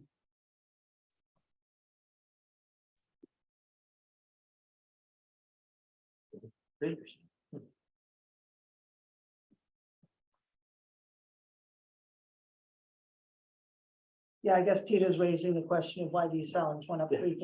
This one, I have- 3% as opposed to 2.5. I have that information. Okay.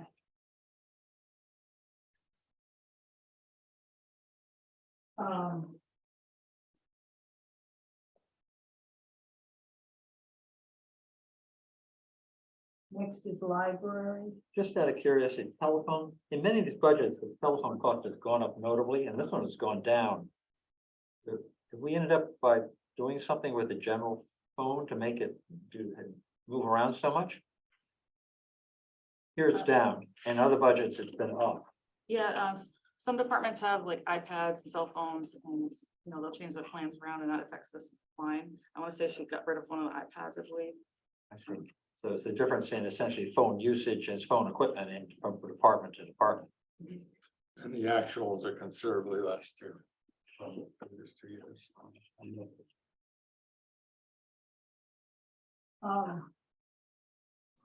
Page 152, library. I think this is probably, we need the library to come in. I saw they got a gift of $500,000. Saw that.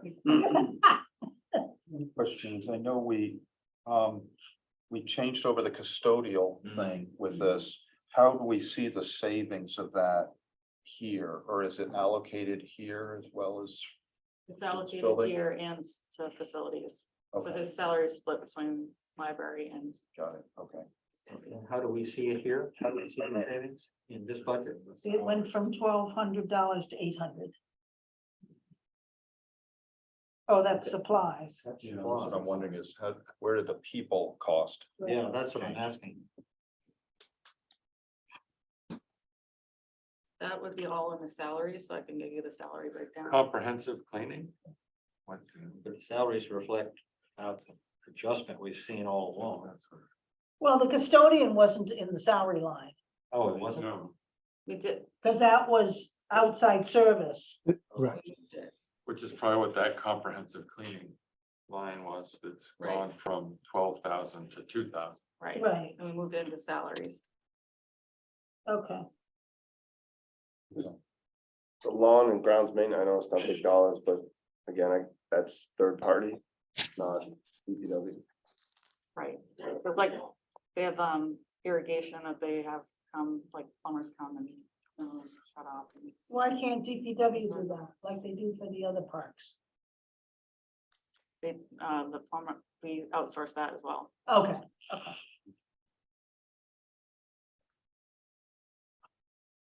Did they go ahead with the capital project here and do the bathroom over? Is that, I know that's a capital deal. Yeah, let's wait till we get to that. Parks and Rec, page 156.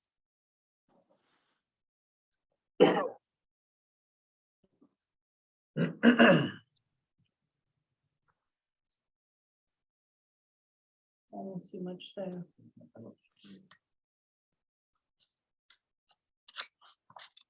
I think again, the revenue number goes with it. Yeah.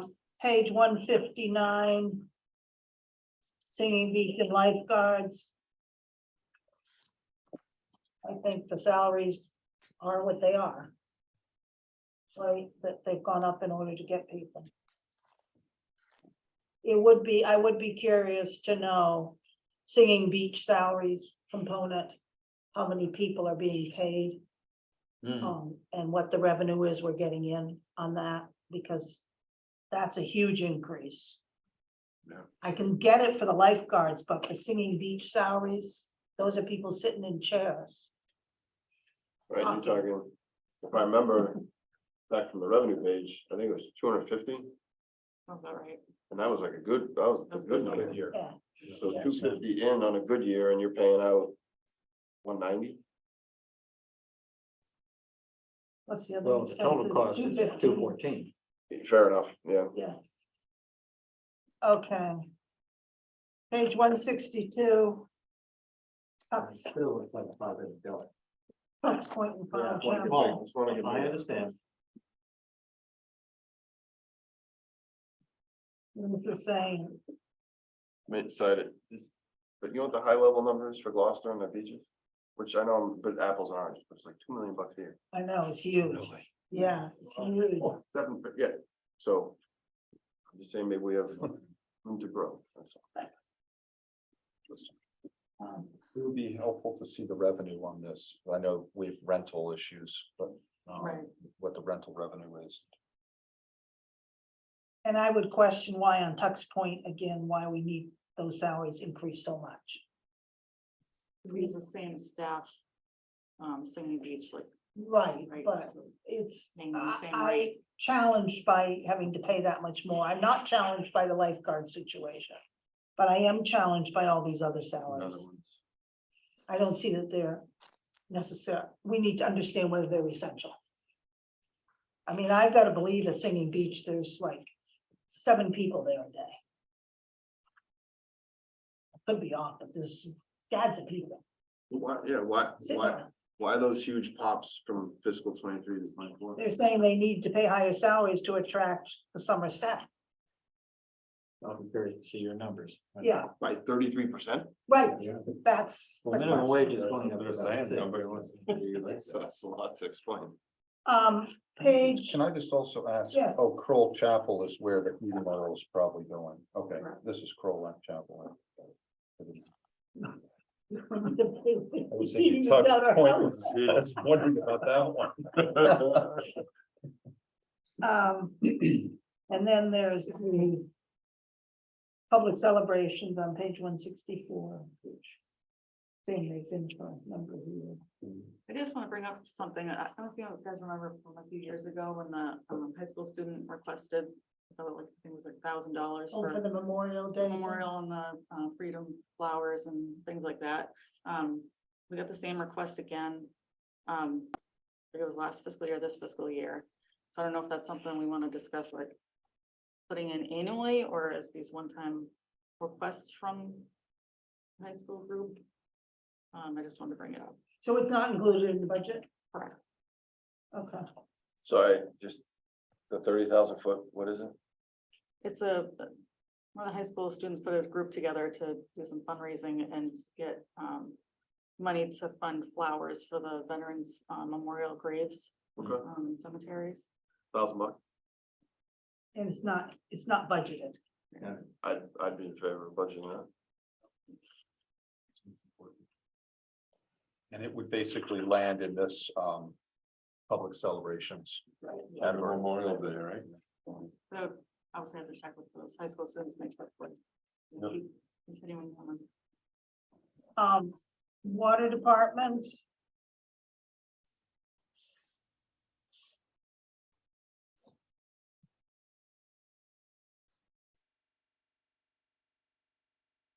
I know that the, Is this where we had a retirement? Or was that over? Sewer. It sounds like both. Actually sewer and water. Yes. We had a retirement in one, a retirement in the other. And for 1 year, we like increased it, so we had some overlap for training. And then, yeah. That's why. So same number of personnel, but It just bumped up, one more person for like a little bit and then it's back down to status quo.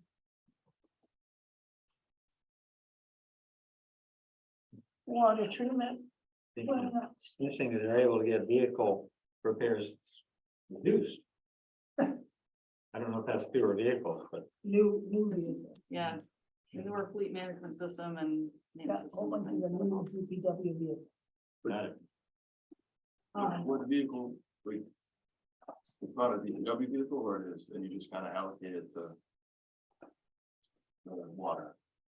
Right, so we have like specific, pickup trucks and stuff for water. Page 171, water treatment plant.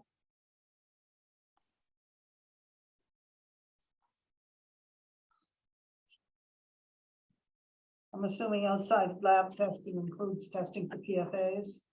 Right, I noticed drop in electricity. Is that because of some efficiency move or? I think you just base it on actuals, previous actuals we received. Jump in chemicals. That's the market. And the outside lab testing is for the beach, and is that? No, that's in the health department. This is for the PFAS and the other water testing that we're not required to do. That we weren't, There's a lot more didn't now. require to do before. So they changed the requirements, basically, that's. The chemicals are just, we go through a consortium. But everyone's having a hard time getting chemicals. Right now, still. Sorry, back to electricity. Why the 115? I think that's what we've been doing, and then we realized, if looking at the actuals, that we really didn't need that. So we dropped it for We dropped it. 2024. Okay. Yeah, right. So there's probably 30 grand coming in or.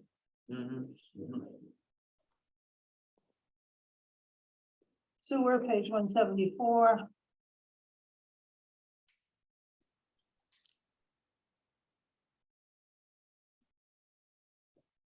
Give some personnel changes here, for the salary line jumping up like this. Is that a step thing that was going on there? Steps and licenses. So they get additional increases for each license, I believe. To double check that.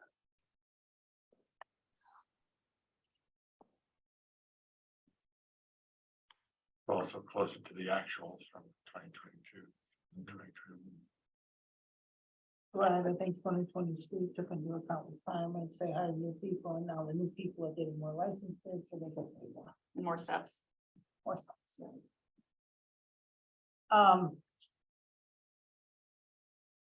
Education, we won't talk about tonight. All right. I'm still on 174. The electricity line. It went down. Right? Well, I think I look That's at, what- I look at actuals 81 and 65. Oh, Like, I'm trying to understand the 107 and, well, the 107, I guess, forced out of the barn, but That's the lag in the credits. So, and we don't get, all of our National Grid accounts don't have those credits, like 100% of our electric accounts don't have those, but these do. So that's why the lag and drop. sorry, I'm not following. I'm just looking at the actual it was the 81. same thing we Right. talked about before, where they get credits and they weren't getting the It was credits. the who's on first name. So it's basically like a national grid goof, like a national grid error, where they're like, Yeah, time, it's catching like a up timing after that? thing, yeah. And so for a little while, like, you know, we were just paying monthly, and all of a sudden now we're getting these credit offsets, so we get the credit off National Grid. So say our National Grid bill was, you know, $100, and we get a credit off of it for our supply for 50. So then we'd only pay out 50, but then this other company would come in and say, hey, you got a $50 credit. We're gonna charge you $40 instead of the 50. But the timing of that last part wouldn't come for months, sometimes like even almost a year. So now we're at a 2-month lag. So essentially I'm paying for electricity distribution to National Grid every month. And then the supplier 2 months later. So we had like a gap there, we didn't have to pay the supplier.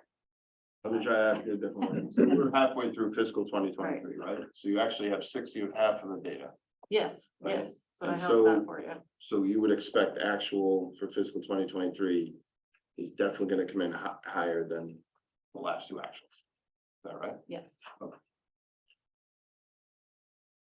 Okay, So just as a timing thing, they were not billing you.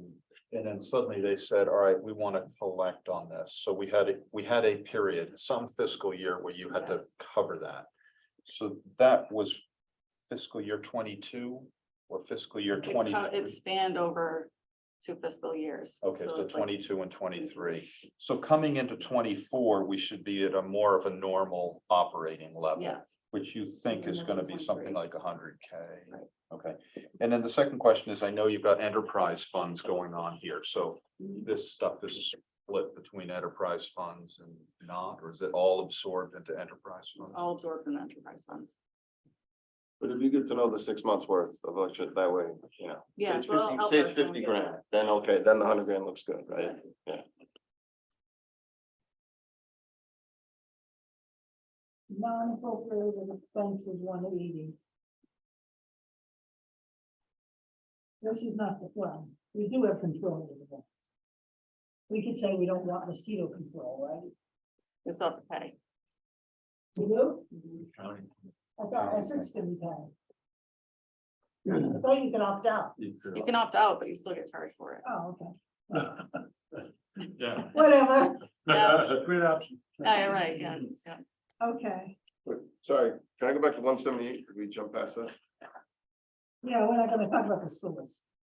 I just want to talk about the vote, not the, Okay. is that all right? Yeah. We have a representative, is that the right term, right? Someone that represents the town with Essex Tech and, Oh, right? I guess where I'm going, I'm 99% sure I know the person name, but where I'm going is like, so we should have good data in terms of how many Manchester kids. You know, Right. are going and how many are seniors and are gonna graduate, right? Like.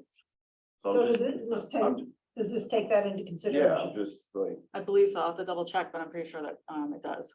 Because I think they have to do enrollment numbers like in October, I thought. yeah, you certainly know by now exactly who's going next year. Yeah, and I think we're 2 up. Yeah, so if we can get that information. You think we're a net 2 up? I So believe, yeah, even factoring in. yes. wow. Yes, Really? Okay. I mean, it might be helpful just to have a chart of who's enrolled. Yes. And how they're dropping off, and then the wild card might be how many people are coming in, but Cause I remember, this number's getting bigger. it went from Yeah. 5 to 10, right? That was a big jump, but now you're saying it's going from 10 to 12. We went from like 3 to 10, we were being charged for 5, yeah, for years. Oh, and we right, had the less 5 than was the 5. minimum, that's right, Yeah. that's Yeah, right. and Even now if it's there's a- below 5, you gotta pay for 5, right? Yeah. Now there's a competitive enrollment thing too, where towns just can't say, well, we got 16 people, they all want to go. You have a fixed number, but you have to apply in. Oh, yeah, like, Yeah, it's the not- admission rate is It's not not. automatic. Well, and Right. they're changing, I heard that they were changing the parameters. And they're not going as much on grades as trying to go after more of the students who really want a technical education, not college bound. I'll tell you this, I mean, I know the kids in my son's grade that applied and who got in and who didn't, Yeah. and I can't make rhyme or it, like, there's Okay, absolutely no logic yeah, in my. from what Yeah. I can see, so. okay, page 186 capital. Now, one of the things I did is I went through the fiscal year 2023 budget book and what was included in the fiscal 2024 capital improvement plan. There are substantial differences, and I would like an explanation regarding why things have changed. I think this is one of the things we've been complaining about, is we do a 5-year plan, but then everything changes each year. So it'd just be good to understand why there's the need for changes and how we can improve the accuracy of it in the future.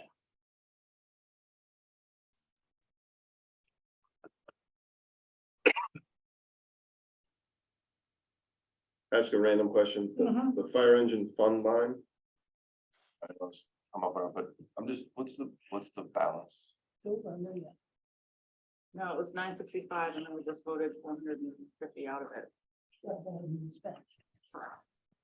But it's still been reallocated, so it's not in that fund anymore. Okay, but cash is 965. Less Plus the 450, Sorry, 450. less the 450. no, but I'm not gonna say less because that hasn't been spent. I know you're saying allocated, but not spent, so on a cash basis, Yes, 965. 965. It's about $1 million. And It's a good, it's a good amount of money. if for some reason that doesn't get spent, does that rolls to free cash reserve? If I don't carry it over. So I could have done, I could Right. definitely carry that over. Okay. if We spend it on. Meaning it doesn't stay in ambulance. the fund? But wouldn't it go back into the Yeah. fire engine fund? If Yeah. It's not spent, the 450? No, because it's been, like, the fire engine fund was a revenue source for that. Okay, okay. Sorry, I'm trying to follow that. Yeah, I'm trying to follow that too. What? Goes to free cash. Those- If I close the, if I like close it. So out, it can it's hang, not- it can hang open for a couple of years, Yes, but the eventually if we fire get engine to the fund. point like a beach rake that we say, we're not going to use that. It goes to free cash. You may not have been here for the beach rake. So, sorry, so 965, how much 450 50. has been allocated? So on a accounting basis, you've taken it out of the fire engine fund. Correct. And now there's a certain amount of time that if it doesn't get spent, it goes to free cash. I could hold it out indefinitely, just like the fire engine fund. If I was just thinking back to our last meeting where we were talking about different alternatives. Yeah. to that purchase. And some of those alternatives might be fixing existing equipment and holding off on this purchase for 2 or 3 years. Right. And the economy may change in such a way that the price of that purchase comes down a whole lot, potentially. And now we've allocated this, but we may end up spending this. That was the nature of my question, is what happens to that differential? And I mean, think you always have the option to go back to town meeting and say, hey, we have this balance left in this capital that we'd like to reallocate to Fine. fire engine fund or some other piece of equipment. Okay, so it could go. It could be Yes. a line item at a town meeting to get voted back into its budget. Correct. Yes. So to your point, if just theoretically, if we just decided 20 grand, new engine, new ambulance too, boom, boom, boom. Now there's 430 left, we would have to proactively Put a warrant article that people vote it back into the fund. get it back. Well, I guess either into the fire engine fund or for other capital, otherwise it goes to free cash. Is that right? Yeah. So If you all decide to close it, like, for instance, like even the Right. fire engine fund, if you decided, we don't want to set aside that money anymore, we want it to flow to free cash, so we can spend it or reallocate it elsewhere, we could do that. So we can keeping it, if that's our Pretty much plan. do that. But so, I mean, so mechanically, and I guess I haven't even thought about this before, we could have an article that actually brings back used allocated capital Right. to back to different sources like beach rake and things like that, Exactly. Yes. which would bring it back to kind of where it's useful. I mean, I know it, Yes. Yeah, we've done that a couple times. I mean, that's better than it just flowing down to free cash. And more the judgment you're making is by going to something else. Again, the word useful is because it's not all that useful in the fire equipment fund or whatever it's called. well, if we're funding the fire engine fund every single year to a certain amount, and that's been a historical Right. process. And we can reduce that funding for a particular year because something was allocated that wasn't used. Mhm. It could go back and offset that budget. But it need. won't put us behind on being able to fund the next piece of equipment. I mean, what you're saying is we're funding too rapidly, given the interval here. I don't know, I mean, it's paying Peter to pay Paul, but Yeah. it's more of an accounting, voting town budget, but It's just something to keep eyes on, because if you don't, But then the money's just sitting there, and I mean, it seems to me it's another case where we're moving into what's useful. right, Is- exactly, that's what I'm it saying, makes- if you don't makes a pay lot- attention That's to what it. the question I was asking you. right. And- Well, and the problem with capital is there's such a timing issue with it, you know, we allocate it and then it may get deployed in 12 months or 18 months or 24 months, or we change our minds. There's a better alternative and we do something different, so. So I think in that vein, I think what would be interesting is to have an accounting of capital appropriations for fiscal years prior to 2023 regarding monies not spent. Because that question, yeah. Like capital carryover, basically. I also want to mention in the annual town report, there is a section on capital that tells you what's been carried over from the previous fiscal year, what's been appropriated during annual town meeting, if there was another supplemental town meeting, and how much was spent and carried over. Right, Like but I think what would be helpful is the actual item it was appropriated for and wasn't spent. Mhm. Yes. And is it still needed for, Right, or is it just sitting there? Right. This definitely helps multi-year planning too. I think if these funds are going back into the appropriate capital categories, it makes it easier to do multi-year planning than if they're drifting down into free cash. You know, we're trying to figure out how to. Ann Harrison, you have your hand raised? Yeah, I heard someone suggest that we are overfunding the fire equipment. Our ladder truck is reaching the end of its life and it is well over $1 million. So the fact that we have money there that we're not spending. Ladder trucks last, God knows, this one must be 22, 25 years old. But they're really expensive when you need to buy them. So I'm just trying to suggest that you need to look at where that money might be going before you decide that we're not spending it every year. And that's all I had to say. Thank you. Thank you. Okay, got it. Okay. So we got through the book.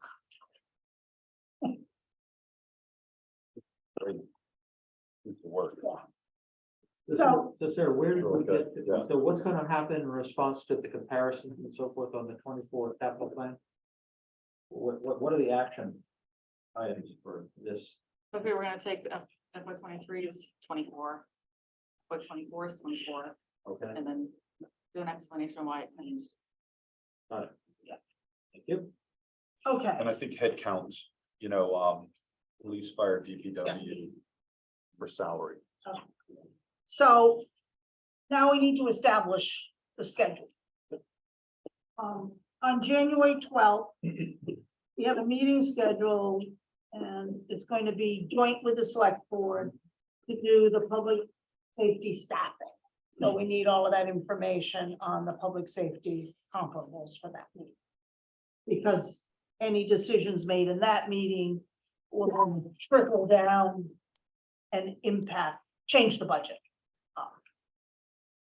I'm thinking of having DPW, so Andrea then needs time to figure out how it impacts the budget before we can get to the public safety budget after that staffing discussion is what my thought is. So I was thinking about on January 19th doing DPW. Does that make sense? Sure does. And then talked to Maury, and Maury had suggested it makes sense to have the regional school district come in on January 26th before they finalize their budget. Does that sound okay? Maury, will they have spoken to Essex at that point? I mean, where will that interplay be? Because I know Essex has been such a pressure point. So this year, I think that meeting would come to us about 1 week earlier than normal. Usually it's around the first week of February or sometimes the second. And they always try to get the school committee to vote the final exact budget number, and then Avi and Pam come and chat with us, and we have kind of a back and forth in all I directions. was just wondering, have they met, so they'll meet with Essex after us? So I'm not sure if they're going to meet with Essex or not, but no, I our think- meeting will happen before the school committee meeting. But I think the budget numbers will be close enough. I don't know, Greg, you might hop in on this, but it's more of a calendar timing thing than let's get the exact penny. Yeah, when that we was, come in. I wasn't driving at the exact penny. I was driving at the fact that the Essex conversation is gonna be material, I think, to what they present to us. And I wondered. Right. That's Well, what's on a relative position. Greg? Greg? Right, so that they will be meeting with Essex prior to the 26th. Okay. Okay. So can I ask, like, I guess probably the same question in a different way? So when I look at the 16.3 fiscal 2024 budgeted. That's not That number is far from, what the school department said. far from certain, I don't know. Yeah. And realistically, it's gonna be. It's doesn't tie to the preliminary budget that they provided. That was just a placeholder. The preliminary budget is more. So not to get into the whole thing, but basically the school comes up with a budget and they present the town with two numbers, operating and debt. And debt's pretty much baked in, and we're looking at that long term. Operating then goes through what they call an apportionment formula, Yeah. which is a function of, Yeah, I know. 50% Yep, enrollment. yep.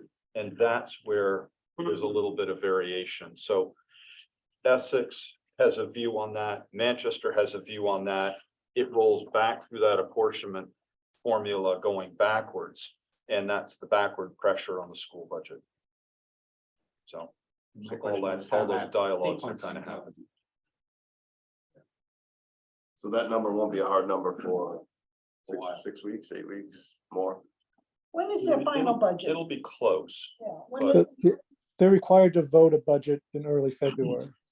When, early, Early February is when they have to approve their final budget. okay. so a month. Now that, and there have been instances where then that final budget has changed leading up to town meeting, but they do have to take a vote and propose a budget by early February. But I suppose logically, the change from the early February number to the final number is smaller. The early February is supposed to be the final. Supposed to be the final, but to the degree it's not, it's, Right, so what typically happens is, they'll get a final number on health insurance, which they are conservative on in their budget, and then hopefully it comes down a little bit, so there's a little bit of a savings. So typically, your town meeting budget is a little less than what was requested in their final budget. Okay.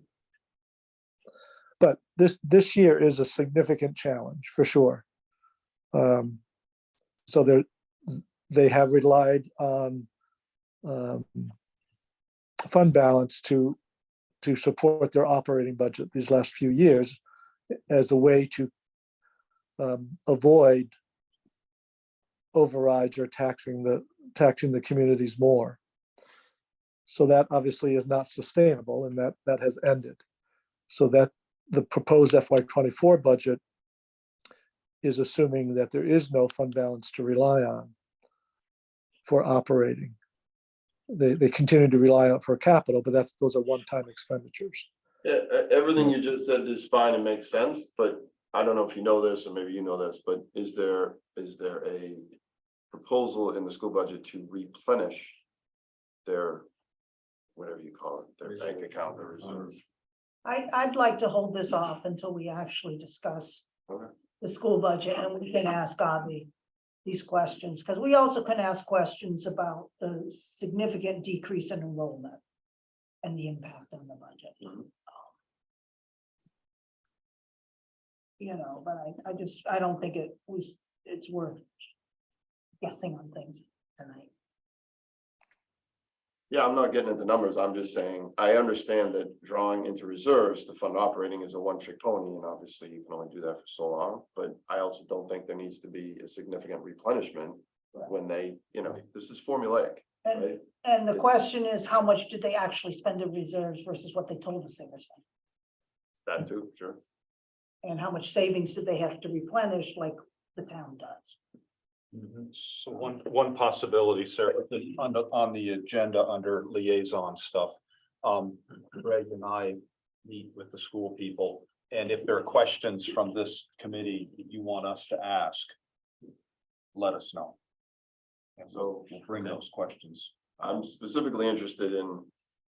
Again, I get the concept. They've been drawing on their reserves. That is a one-trick pony, right? Eventually, the cash balance runs out or runs low, but I personally don't see the need for them to be sitting on large reserves when, there's this formula where, the both towns, it's math. It's a sausage grinder. I mean, it's. And I think there's a question of what have their reserves been for the last 5 years? Because I believe when we asked last year, their reserves were higher than ours. They're up there. And I assume on the enrollment numbers, we'll be getting the relative, what town had changed in enrollment. Yeah, that's a little up and down through the fall, but those numbers should get a little more solid as we get into this month, February. But definitely.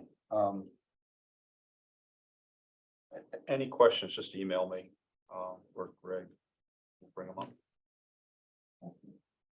Well, maybe to that point, and Sarah's point, how about a historical 5-year of the reserve? That's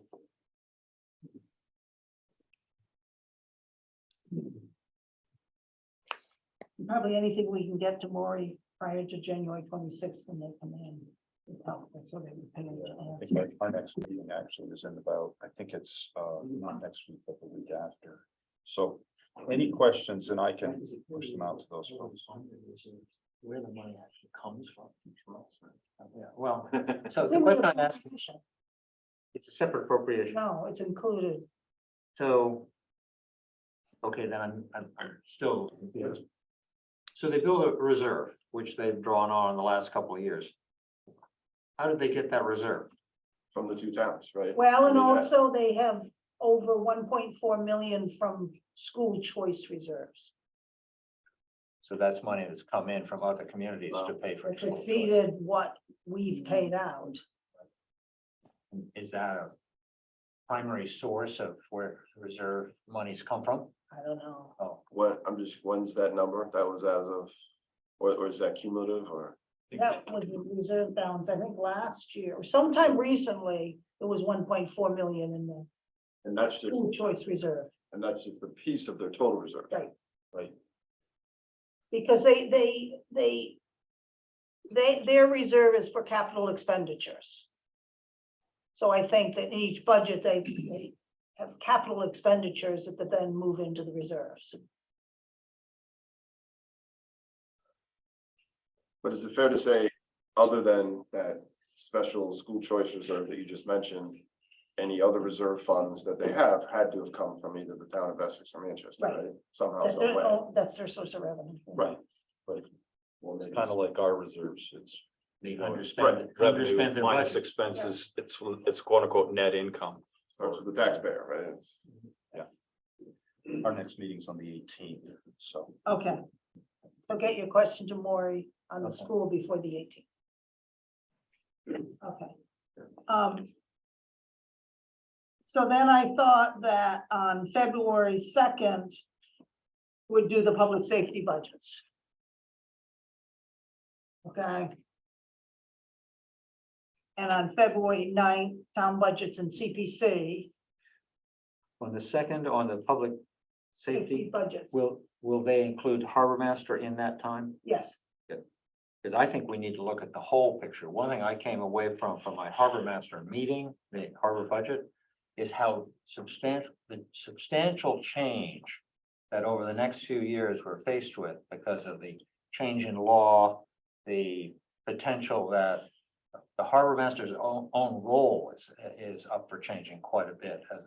And his description of that will be very helpful, I believe, in looking at police in the larger sense, or even fire. Well, and that's what I'm hoping we can have those type of discussions in the staffing meeting Oh, and have the, Oh. on the 12th yes, and have the February 2nd be reviewing the final budgets for those three departments, which might change based on the staffing I see. decisions. I didn't know that distinction. And the capital piece Got of it. that was Okay. kind of where I was coming from. And then on February 9th, the town budgets and CPC, February 16th, public health and library, have them present. And then February 23rd, the final school budget. And Greg, when do we have to have stuff done? So that first week of March. That's what I thought. Yep. Okay. So I'm hoping that as we do each budget, we can vote. And they won't change after we voted. There's the question. Yeah, I don't have the binders anymore to like replace the pages. All right. Tear something out and tape something in. Since there is the plan, as far as we know, they'll be here, they'll be hybrid, they'll, subject to COVID going crazy or something, that's the general plan. Yeah, so they're hybrid, either in room 5 or room 7. Okay, I have all of the room assignments. And I have the Zoom thing. So what I'll do is go ahead and do the agendas yes, and get them published. okay. And then we'll have to figure out what we need to do in March. Because I have rooms for every week in March too, but I'm just not sure how much leeway we have to. But we'll have to go over the FinCom report. which requires the draft first, but we did it on SharePoint this past year, which was quite successful. Okay. Greg, one of the things I had on the agenda is the Central Street culvert and additional grants needed, expected, and what happens if we don't get any additional grants? I mean, do we expect more grants, or is that just hope? So we have one large additional grant that we are hopeful for. It's one that we were invited to submit with, in conjunction with the state to the feds. So we're hopeful that that will come back favorably. We should know in another, well, I would hope within the month, or hope Okay. by the end of January, we will know that. And so that'll be a critical data point. If it doesn't come through, we can reapply for some that we haven't gotten. It's at this stage, I don't anticipate construction starting until a year from this coming fall, so the fall of '24. Okay, So it would be an FY '25. It'd be FY '25 money if we needed to add to okay, the culvert. And Greg, if we got that, grant that's still in question, would that largely close the gap between available funds and the cost of the project? Yes, it would.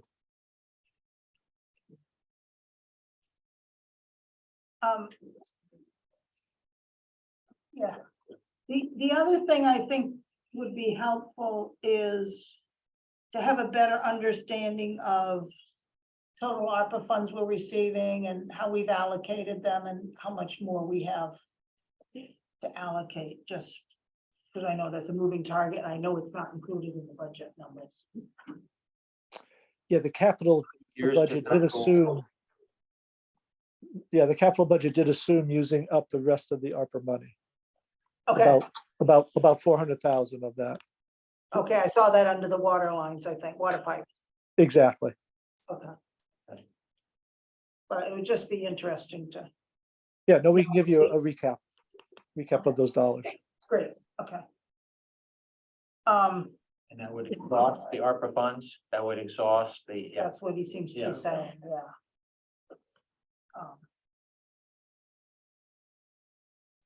Any updates on liaisons? Any update, Andy, on CPC? No, they're still gathering some projects, so the list is changing. But is February 9th a good date that you think they'll be final? Yeah, I think they'll be close. Let me check with Jack Okay. and let you know. Okay, great, thank you. Yep. No meeting, no minutes to review.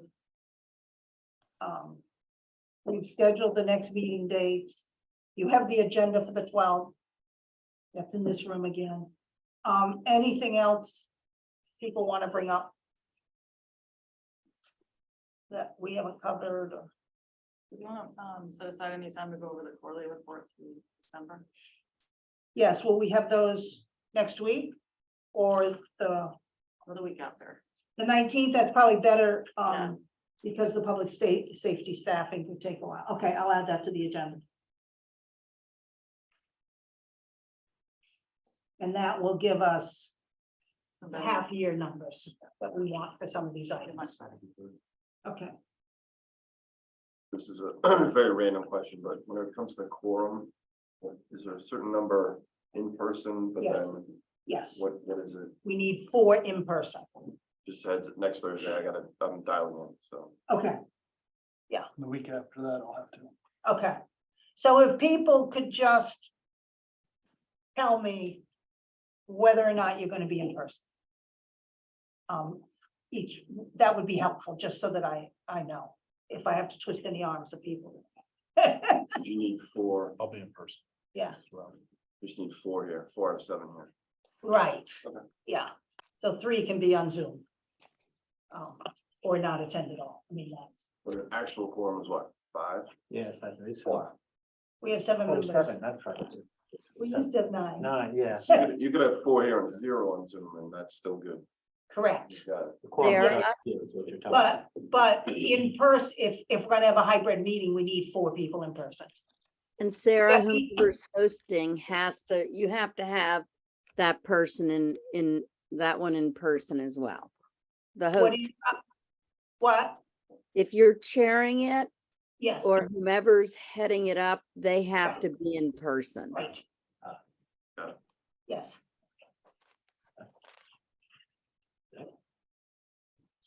Sarah will be.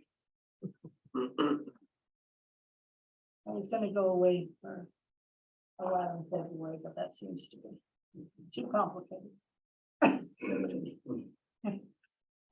Okay, if that's it, I will take a motion to adjourn. Second, I'll take a roll call vote. Andy, Unmuted here, aye. okay. Dean? Lori, Yes. Sarah says yes. Tom? Yes. Peter? Yes. Mike? Yes. Okay, thank you all. Thank you. Thank you very much. Thanks. Thank you, bye. everybody. Sarah, quick favor, that's that work I did, if you just wanna grab one. and- Oh, great. Yeah. It makes the point that you just reported. I think that's what it's for. Yeah. Right, good. Just illuminate. I won't be here. You don't know. Okay, Well, so you won't be attending. the point I'll was Zoom. made. Okay, you'll.